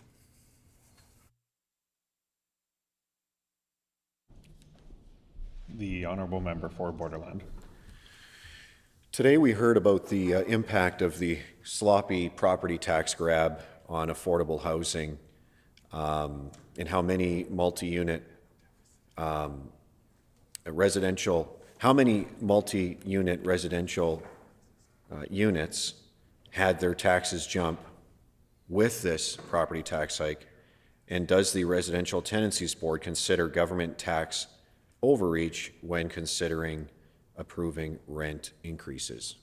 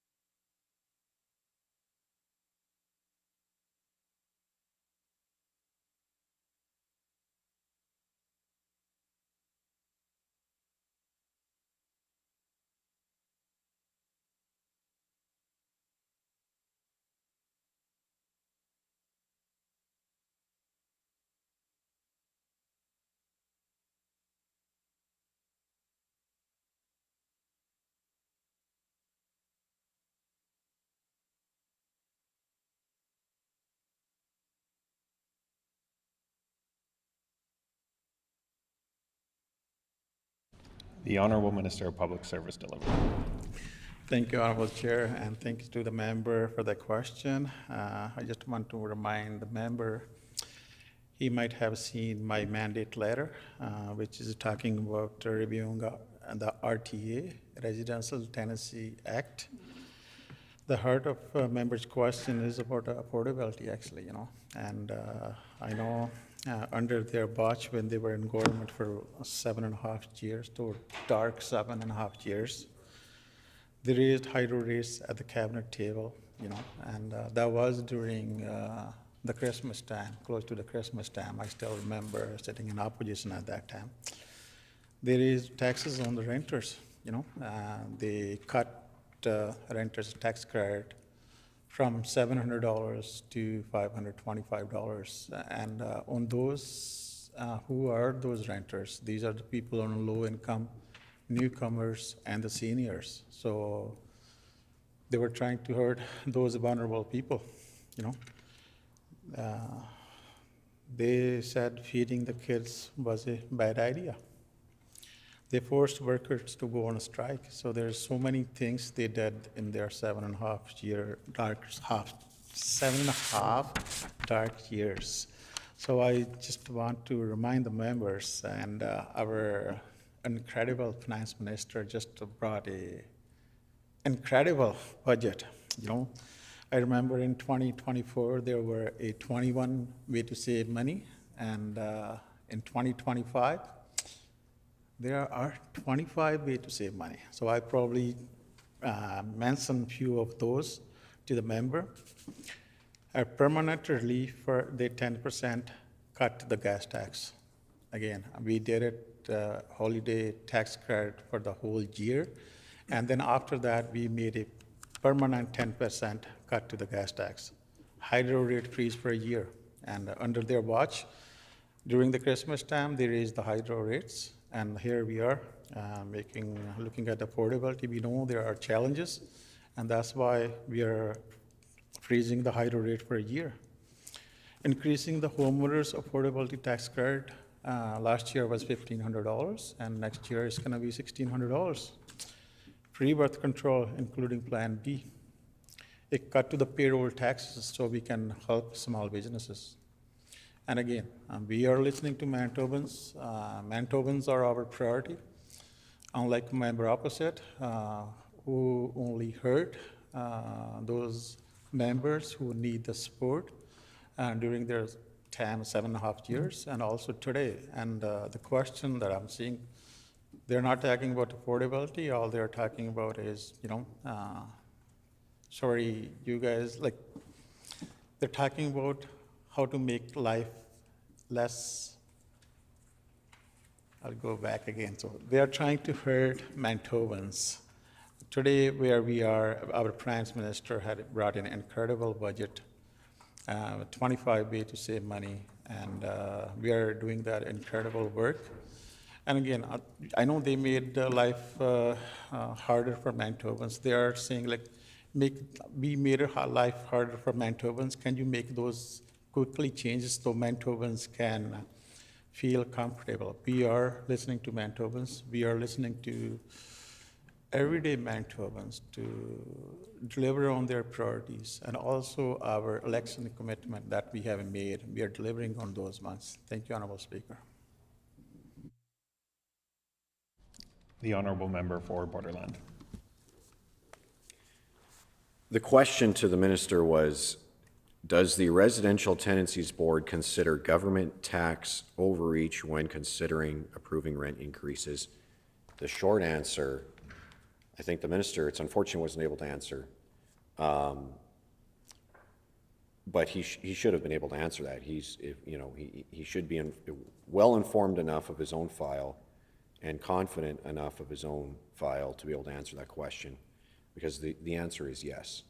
And the reality is that this NDP government has so botched the education property tax file by eliminating the previous PC government's education tax rebate, 50% rebate. It's a 50% education property tax rebate. that Manitobans, all Manitobans received. This NDP government eliminated that, and after 2 years of two consecutive budgets, they have increased the property taxes, education property taxes on Manitobans by $330 million. And so the reality is that these costs are being passed down to renters, to the most vulnerable in Manitoba. The minister should know that. And I would like to cite or read an article done by the Manitoba CBC. Ian Frey's was posted on April 4th, 2025. The headline is, "Higher Rents Likely, Manitoba Landlords Warn After Province Removes Education Property Tax Rebates." And I think this article lays the groundwork for, explains what we're seeing today in terms of tax increases and rent increases. Some Manitoba landlords say they'll have no choice but to raise rents after the provincial government, this NDP government, promised tax relief for at least some rental property owners under its overhaul of the education property tax system, but failed to deliver. This is the first year in which the NDP government is providing homeowners with a credit valued at up to $1,500 on their school taxes. Under the former progressive Conservative government, the province instead offered a 50% rebate on school taxes, but all residential property owners were eligible, not just homeowners. And that's important. All residential property owners were eligible and received an education property tax rebate under the previous PC government's 50% rebate plan, which the NDP government then eliminated. The new education funding model was scrapped, seemingly along with any tax breaks for landlords and commercial property owners specific to education property levies. Avram Cherich, spokesperson for the Professional Property Managers Association, said the landlords his group represents aren't pleased. They're mad because we're absorbing the added cost this year and because it'll pass on to the tenants. And that's the concern. Landlords will be passing these costs on to the tenants. And this minister is doing nothing about it. Cherich said higher rents are inevitable, and his business, K4 Properties, is likely to apply next year for rent increases above the government's cap. So that just makes a complete mockery of anything this government talks about when it comes to affordability for renters. They have absolutely no credibility on that front. They are increasing the cost of living across Manitoba on all Manitobans, and unfortunately it's renters, those who are most vulnerable, the lowest income earners, who are being forced to pay for these tax hikes. Rent hikes this year are generally limited to 1.7%. Cherich says that cap is well below other cost increases to city and school taxes, water and sewer rates, and waste collection. It's not just the landlord raising rent, it's that we're being forced into raising the rents. The article goes on. It says that the finance minister wouldn't acknowledge in an interview Thursday his earlier pledge. Time has expired.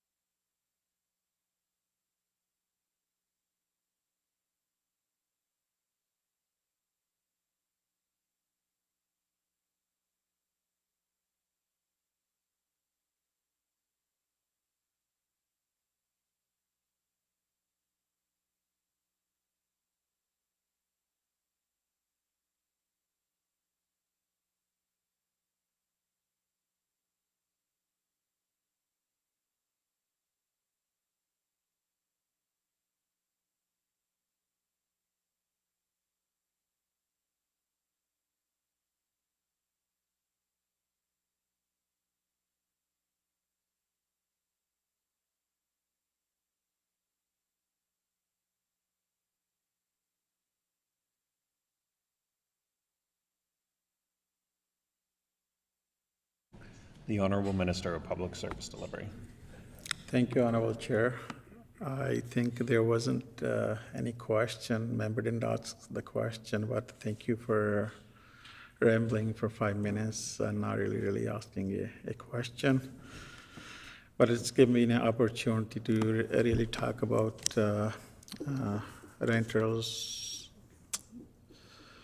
and affordable housings, where it is my mandate. In my mandate letter is talking about reviewing the RTA, and that review is underway, and we are talking to stakeholders, and we are listening to Manitobans.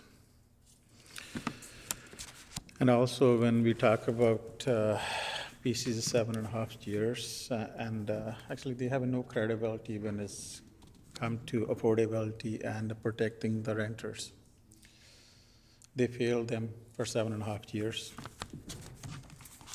What they did, as I mentioned earlier, they raised hydro rate at the cabinet table, and that was also during the Christmas time.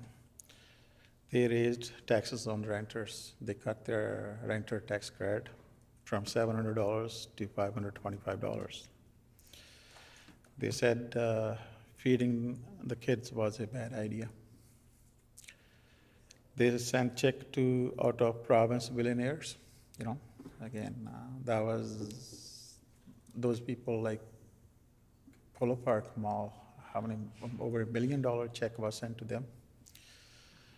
And do they really ask for it? I don't think so. They asked for it, but still Heather Stephenson said, hey, you know what? Here's a $1 million gift to you. And out here, and they're telling feeding the kids was a bad idea. And at the end, before the elections, they try to throw money anywhere that can stick so they can win the government back. And they left us with a $2 billion deficit. That's $2 billion. That money could have been spent on very good programming. But again, they were trying to win the government. But then also, they not only tried to do that, then the conflict of interest thing, like where, they tried to actually after they lost the government, they want to approve the Sioselka sand mine, And as we have seen yesterday in the House, and their Heather Stephenson was fined. Clef Collin was fined. We have a point of order from the member from Borderland. Thank you, Chair. I have a point of order. I think the minister needs to be drawn back to relevant remarks. We're meeting here today to discuss the estimates of expenditure of the Department of Public Service Delivery. The minister is here very clearly to answer questions about their department. That's his responsibility. That's the purpose of this process. He's undermining that by not doing that, and I'd urge the minister to set aside his talking points that were written for him by the Premier's political staff and to answer the questions so the Manitobans have answers to very important issues affecting them today.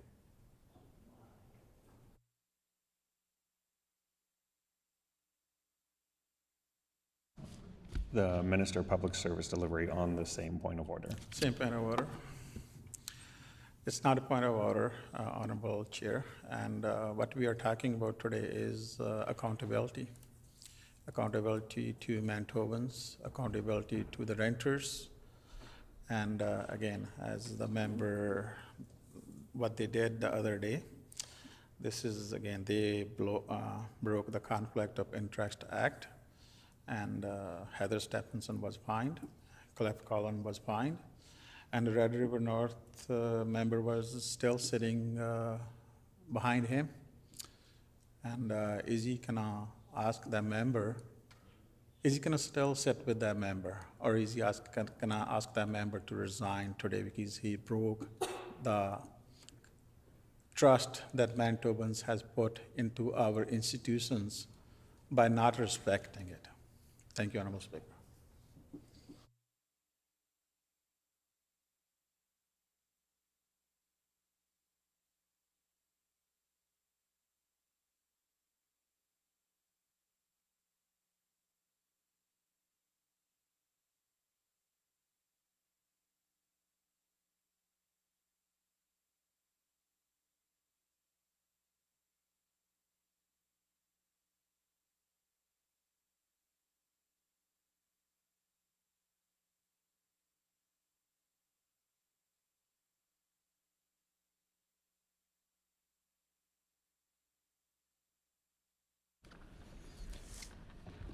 So there was not a point of order, but I would encourage both the minister and the critic to tie comments, questions back to the supplemental booklet to the estimates of the expenditures for this department, because that is the session in which we're in, is to speak to the Department of Public Service Delivery.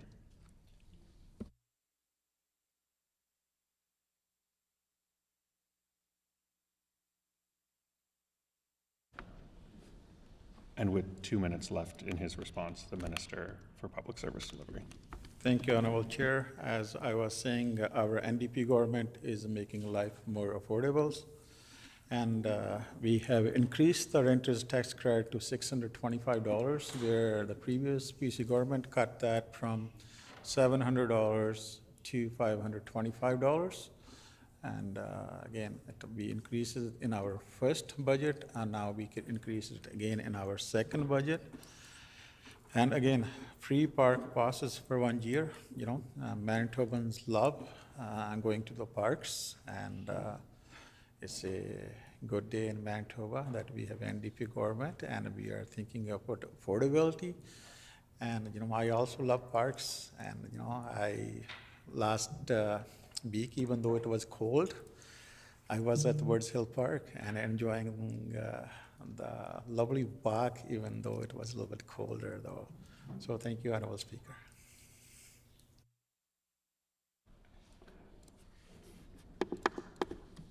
The Honourable Member for Borderland. The minister referenced the NDP $2 billion deficit, and he's right on that point.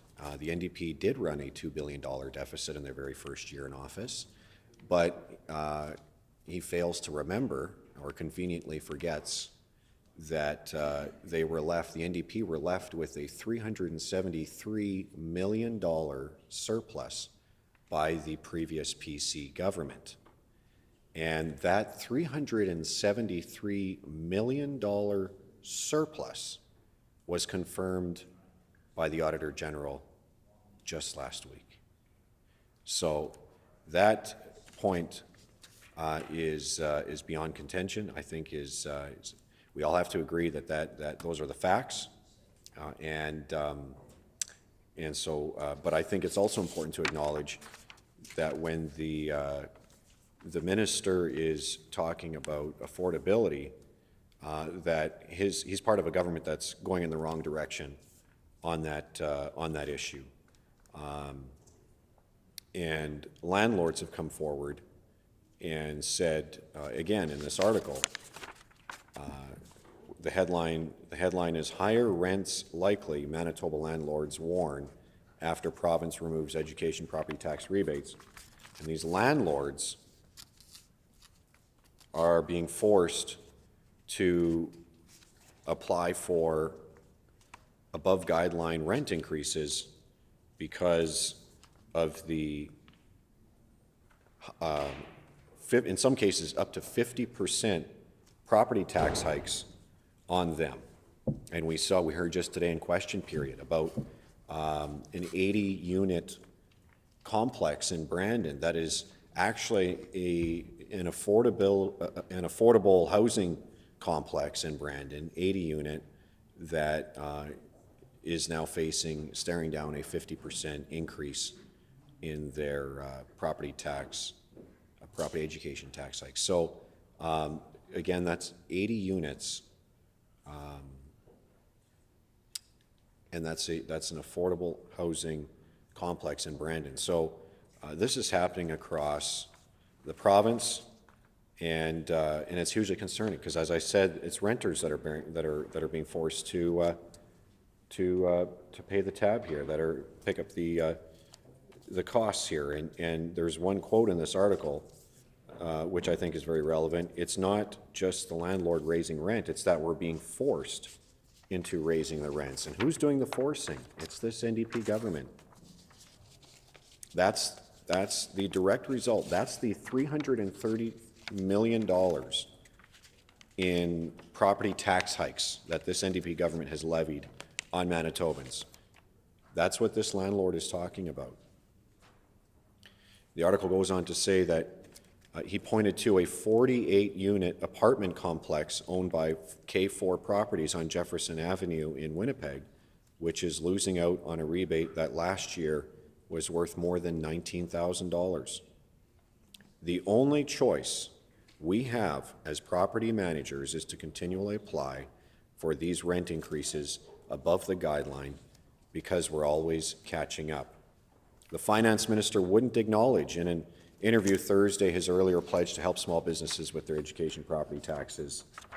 And the article goes on to quote many more landlords that are facing challenges because of the difficult market that the NDP has created through their excessive property tax hikes.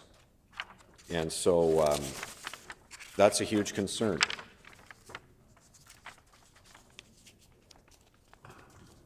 So I wonder if the minister would take any responsibility or accept any accountability, and if he would ask the Premier to do so as well. If he's hearing these concerns, and I know he is from his own constituents in the Maples, and his colleagues are talking about that and how they're going to deal with the challenge of all these Manitobans with the tax bills landing on the kitchen table. As I said, in some cases, up to 50%. Will they accept responsibility for their NDP property tax hikes, and will they reverse course?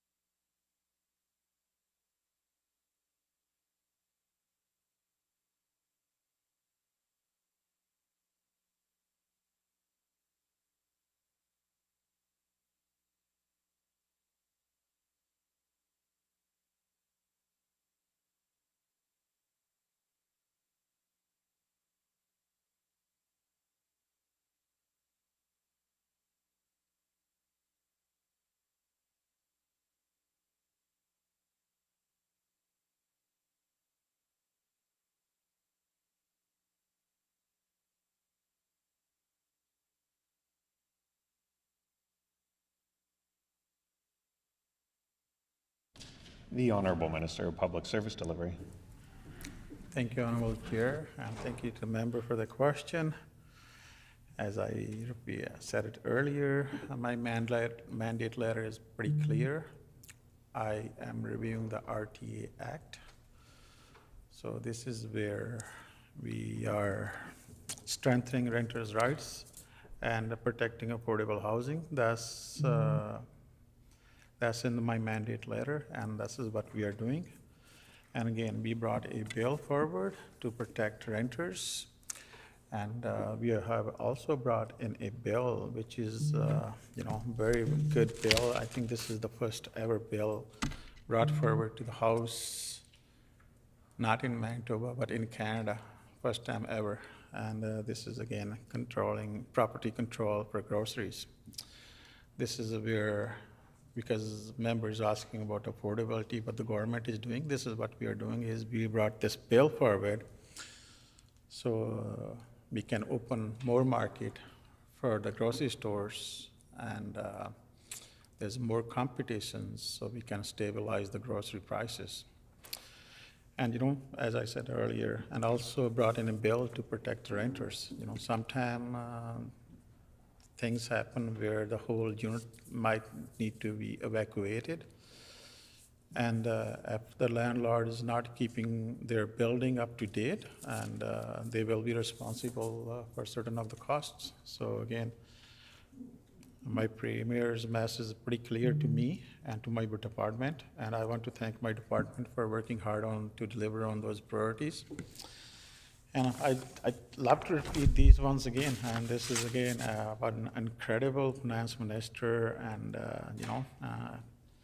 2024, 21 ways to save, and 2025, 25 ways to save. So I don't know where he coming up from those savings, like he brought an incredible savings. So I would like to highlight a few of those more. Saving families $2,800 a year for extending $10 day childcare all year.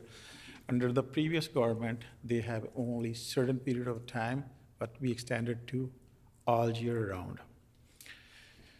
Again, feeding our kids with permanent universal school nutrition programs. So kids can go to school, they don't have to think about that they're hungry, so they can concentrate on the study, so they can be proud of themselves. And also I want to thank our colleagues who's not with us anymore, Nell Walter-Murray.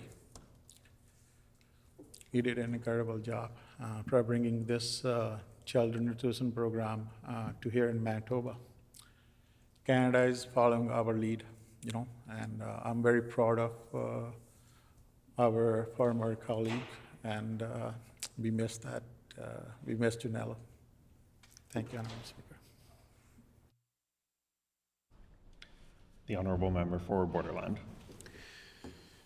The ministers, notice that the minister is actually not answering any questions here.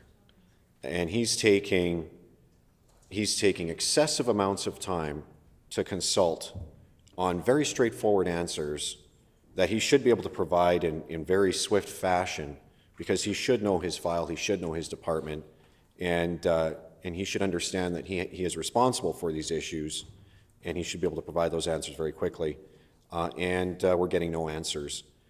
Very unfortunate, undermines the process. For all the talk of democracy, they're sure doing a very good job of undermining it here by refusing to give any answers to the duly elected members of the official opposition, and the responsibility that we have to ask questions and to hold this government accountable on behalf of all Manitobans.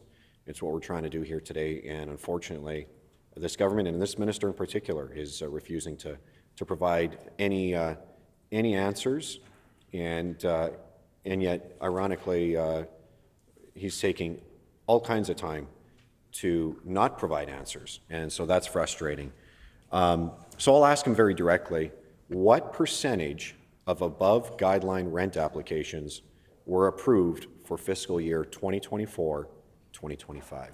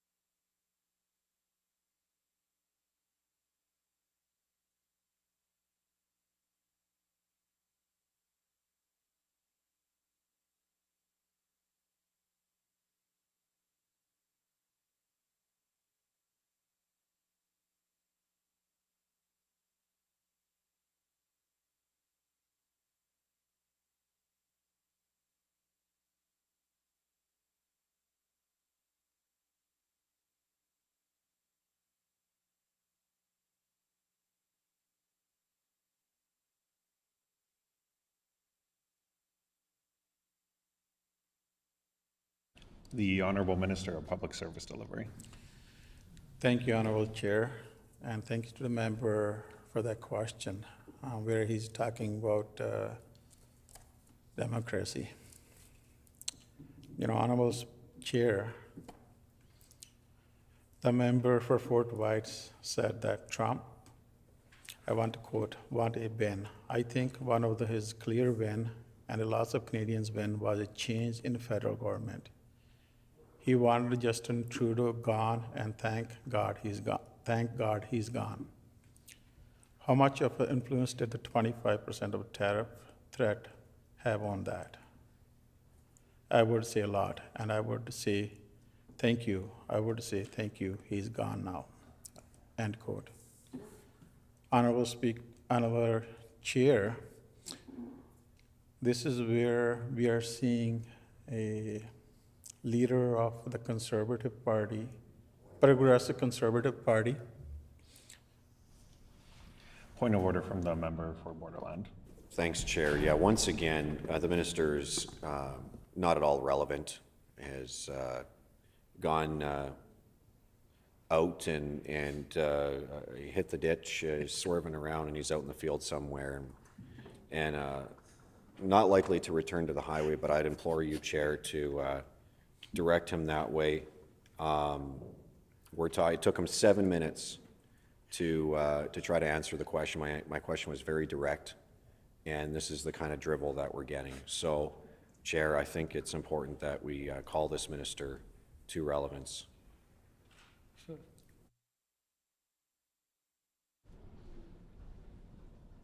Would the minister like to speak on the same point of order? Order. The Honorable Minister for Public Service Delivery. Honorable Chair, member from Waterland is started with talking about democracy. So I'm answering his question on democracy. How is it impacting, and how is it, their leader is asking the foreign government to interfere in our democracy. A democratically elected government to be thrown by a foreign leader. This is serious, Honorable Speaker. And a member from Borderland want to be the 51st state of America, which I will say never will gonna happen. Chair, Honorable Chair, and it was a dark day yesterday. I'll probably, when I respond to my question, I'll bring that one back because the member asked the question on democracy. Thank you, Honorable Chair.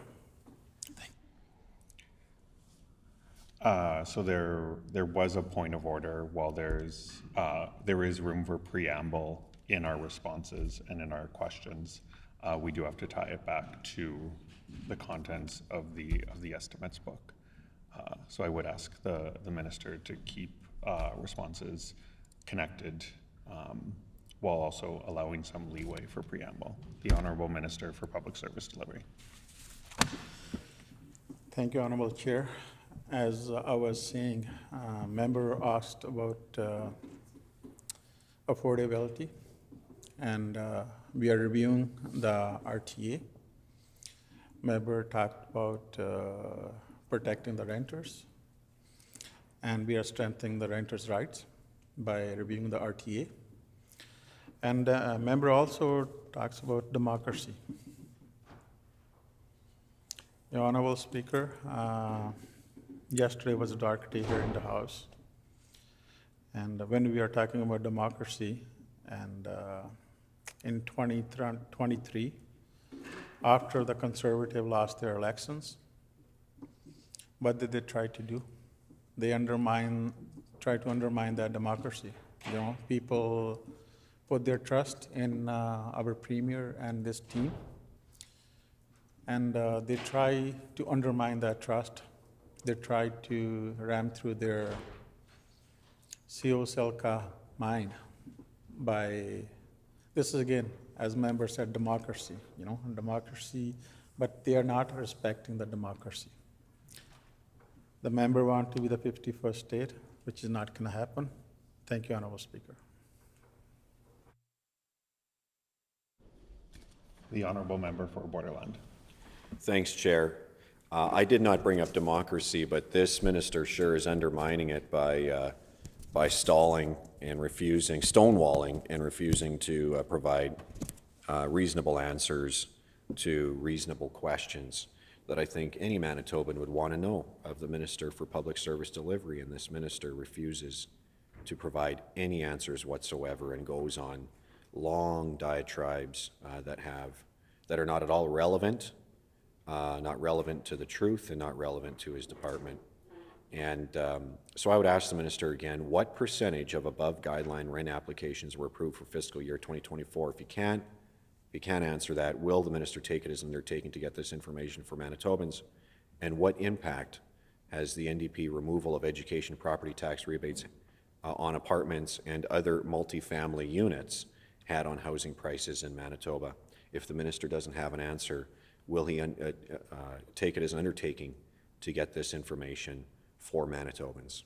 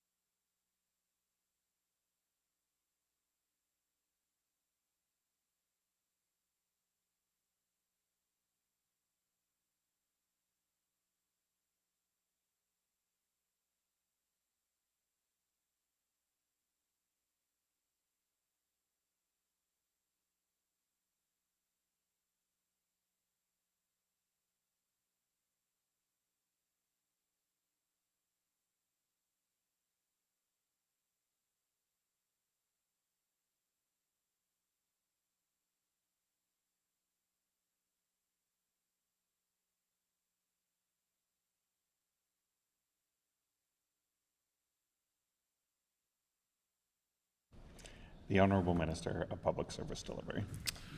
Thank you, Honorable Chair, and thanks to the member for the question. I'm happy to answer about the impact of our new homeowners affordability tax credit. First, we are not sending checks to billionaires, out-of-province billionaires. And the vast majority of Manitobans are better off with our new tax credit.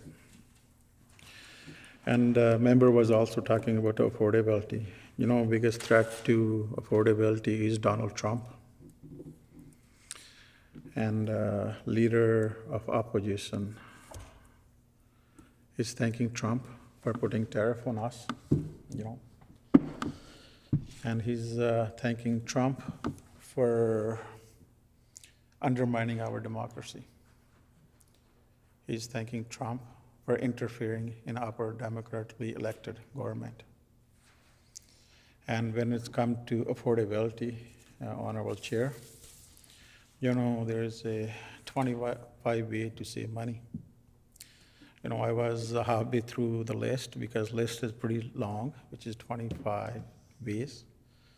So we brought in $300 security rebate for families. You know, we will be bringing in more programs like these in the near future. And increasing the seniors top up where they failed, we will fix it. And also, I'm very, very happy to see that $4,000 rebate on new EVs. And I'm smiling because our budget was so good this year. And the finance critic had no issues with our budget. She was so happy for that. And her only concern was why Tesla and Elon Musk is not getting money from the provincial government. And again, I'm so proud of the finance minister that we have excluded the Tesla from the list of rebates. And there's a $2,500 rebate on used EVs. And this is, again, when we were in opposition, working and listening to Manitobans. This was one of the ideas where I was part of this, you know, where not decision desk, you can call it, but this is where we were listening to Manitobans alongside Minister of Finance to see how can we bring more affordability and how can we have more, you know, how can we protect our environment? This was one of the ways to do that. And I'm really, really proud that our finance minister delivered on this one. And also increasing the young farmers rebate. We know farmers are hurting because of the tariff from the states and also tariff from China. You know, that's why our Minister of Agriculture is working really, really hard. And you know, another, that was a bad decision by the previous government was increasing the crown land lease rent. You know, our incredible Minister of Agriculture froze those funds, second year in a row. So yes, when it's come to affordability, we will listen to Manitobans and we will deliver on their priorities. And we will also deliver on our election commitment that we have made during the election times. We have delivered of many, and we will continue to deliver on the remaining one. Thank you, Honorable Speaker. Chair. The Honourable Member for Borderland. Thanks, Chair. So we've spent half an hour now, thanks to the Minister, stonewalling a very simple question, which is what percentage of above guideline rent applications were approved for fiscal year 2024, 2025? And I asked what impact has the NDP removal of the education property tax rebates on apartments and other multifamily units had on housing prices in Manitoba. We spent half an hour. The Minister spent 16 minutes consulting with his staff, 10 minutes talking, and still no answers for Manitobans.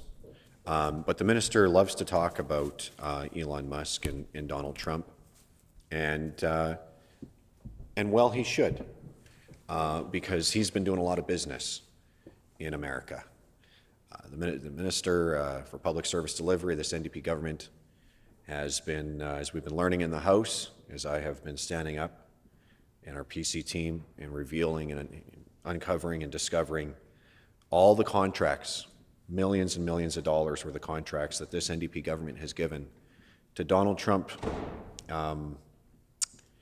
even after the tariffs were applied in Canada, on Canada, by Donald Trump.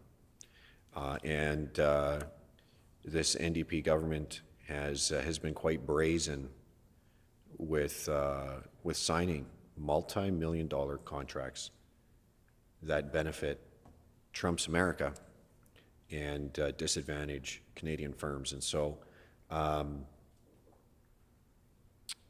why is this minister spending our money to make a big impact in Trump's America?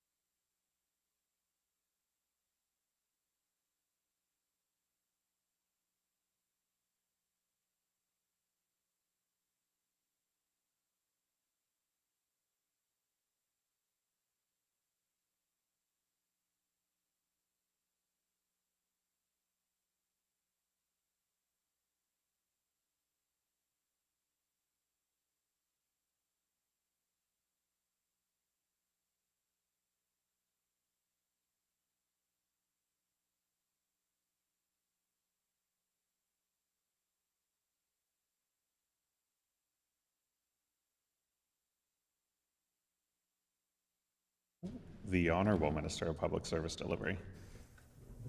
Thank you, Honourable Chair, and thank you to the member for that question, very important question.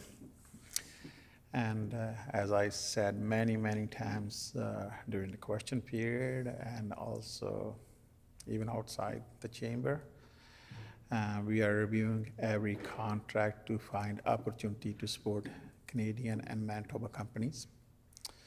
Well, the opposition House Leader thanked Trump. I want to thank Manitoba businesses. You know, they are doing incredible work under the threat of Donald Trump. And this is where even the member from Waterland, not only their leader said thanks for putting the tariff, and he himself said, you know, let's become 51st state. Manitoban will say, no, that will not gonna happen. But I will let the member know, sometimes there are situations where there's no alternatives. In that case, a US company might be the only option to deliver an essential services. It is sad that the PC didn't invest in our local tech capacity. They ignored the IT sector for 7 years. How many ministers they had under them who were innovation and technologies? 7.5 years. 0. Our government is investing in the industry. We have a new Minister of Innovation and New Technology who is bringing Manitoba into the future. Again, bringing jobs to Manitoba, reviewing every single contract. It's very, very important. Again, the PCs were okay with relying on US contracts. We are doing everything we can to give preference to Canadian businesses here in Manitoba and in Canada. Manitobans are lucky that it wasn't PC government during these tariff times because their leader thanked Donald Trump. Member for Fort White would throw up his hands in the air and give up. We won't do that. We are listening to Manitobans, and you know, the way the opposition leader thanked Donald Trump, I think that was wrong. We are standing up for Canada. I do like to bring, you know, we all know the Fort White, MLA for Fort White thanked Donald Trump for the tariff and that still holding up legislation that will promote the singing of "O Canada" in the schools. I don't know why they won't let that legislation pass. The member for Fort White said that Trump, I quote, want a win. I think one of his clear win and a lot of Canadian win was a change in the federal government. He wanted Justin Trudeau gone, and thank God he's gone. So how much of the influence did the 25% tariff threat have on that? I would say a lot. And I would say thank you. I would say thank you. He's gone. Honorable Chair, not only he said those words on the podcast, he said those words 6 times here in the legislature. A leader, official opposition leader, thanking Donald Trump in this House 6 times. That's wrong. We will stand up for Manitoba jobs. We will stand up for Manitoba economy and Canadian economy. Thank you, Honorable Chair.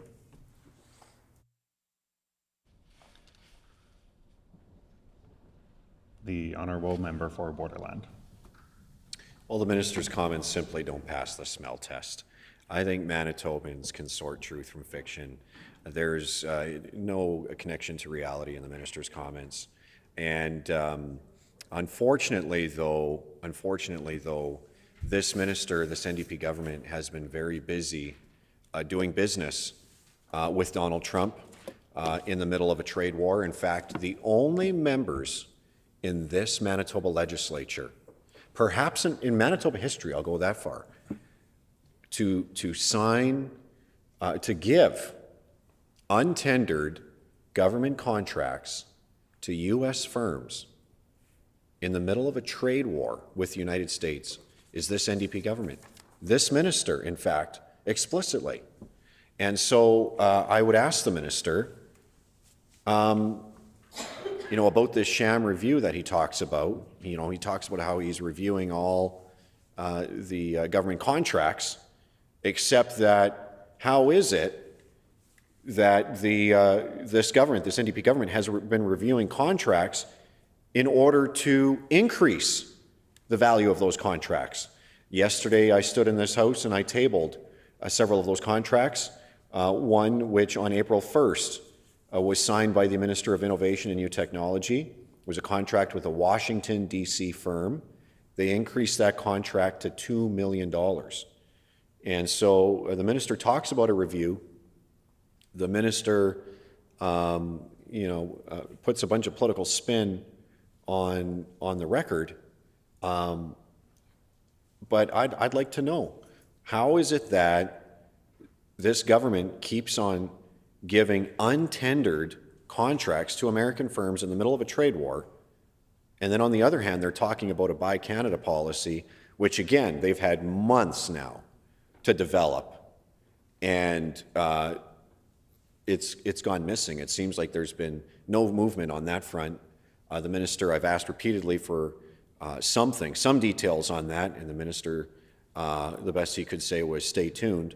So I don't know why he's suppressing that policy, but I think perhaps it's become clear that this NDP government is very eager, very keen to continue doing business with U.S. firms, with Donald Trump, and they want to do business with Donald Trump.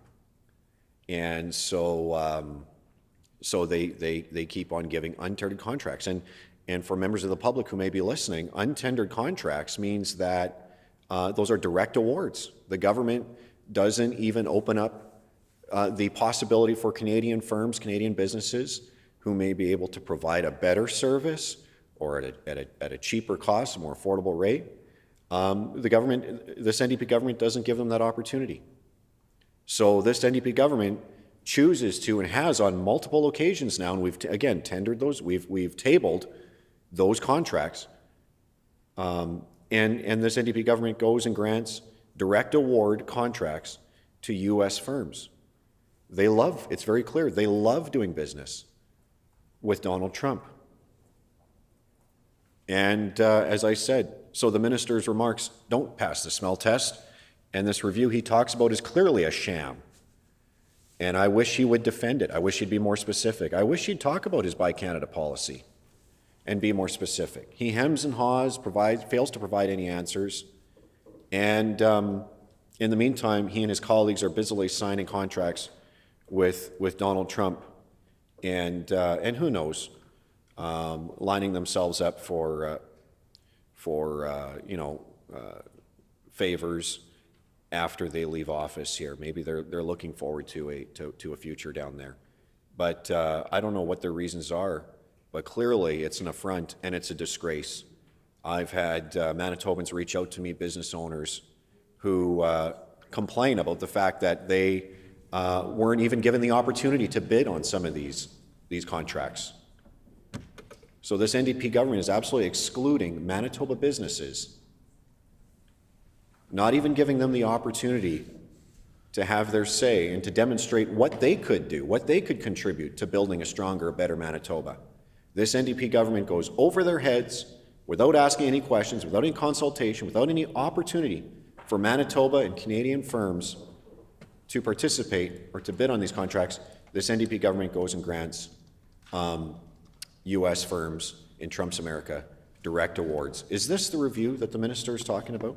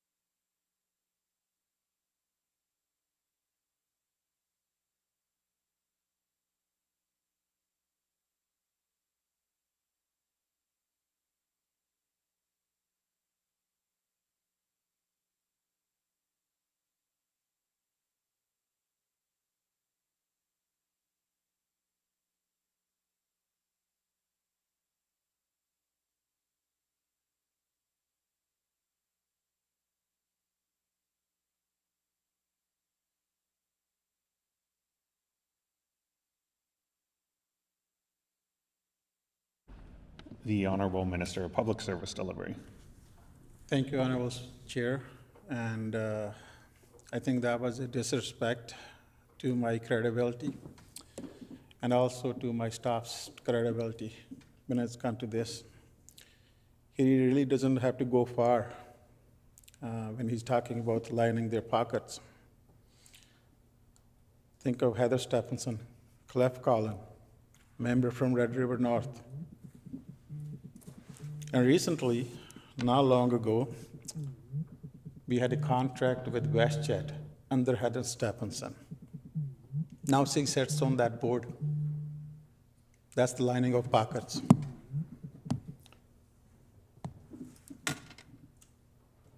When he talks about credibility, he has to look left and right to himself. Talk to Heather Stephenson. Talk to Clef Collins.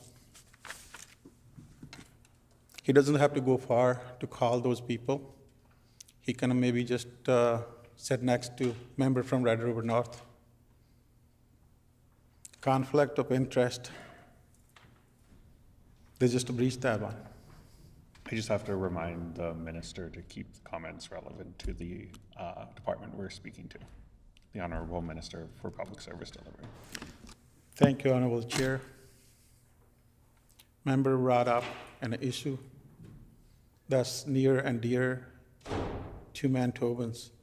He's talking about conflict, and he's talking about what Heather Stephenson, Clef Collin, and member from Red River North did.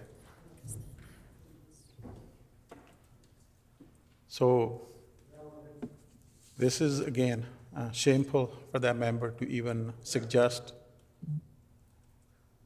to put a finger on my credibility and my staff's credibility.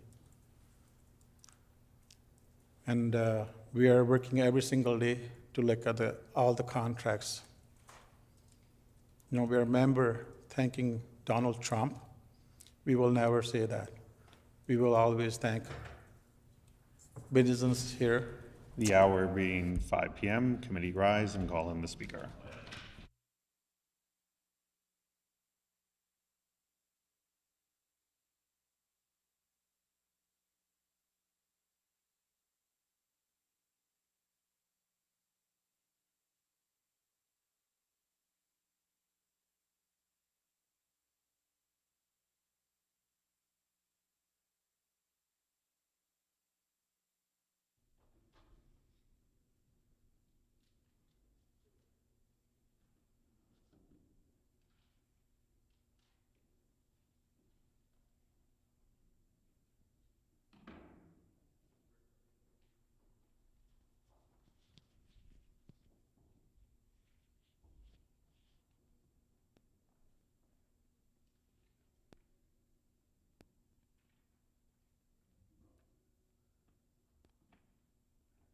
The hour being 5 p.m., this House is adjourned and stands adjourned until 1:30 p.m. tomorrow, Monday.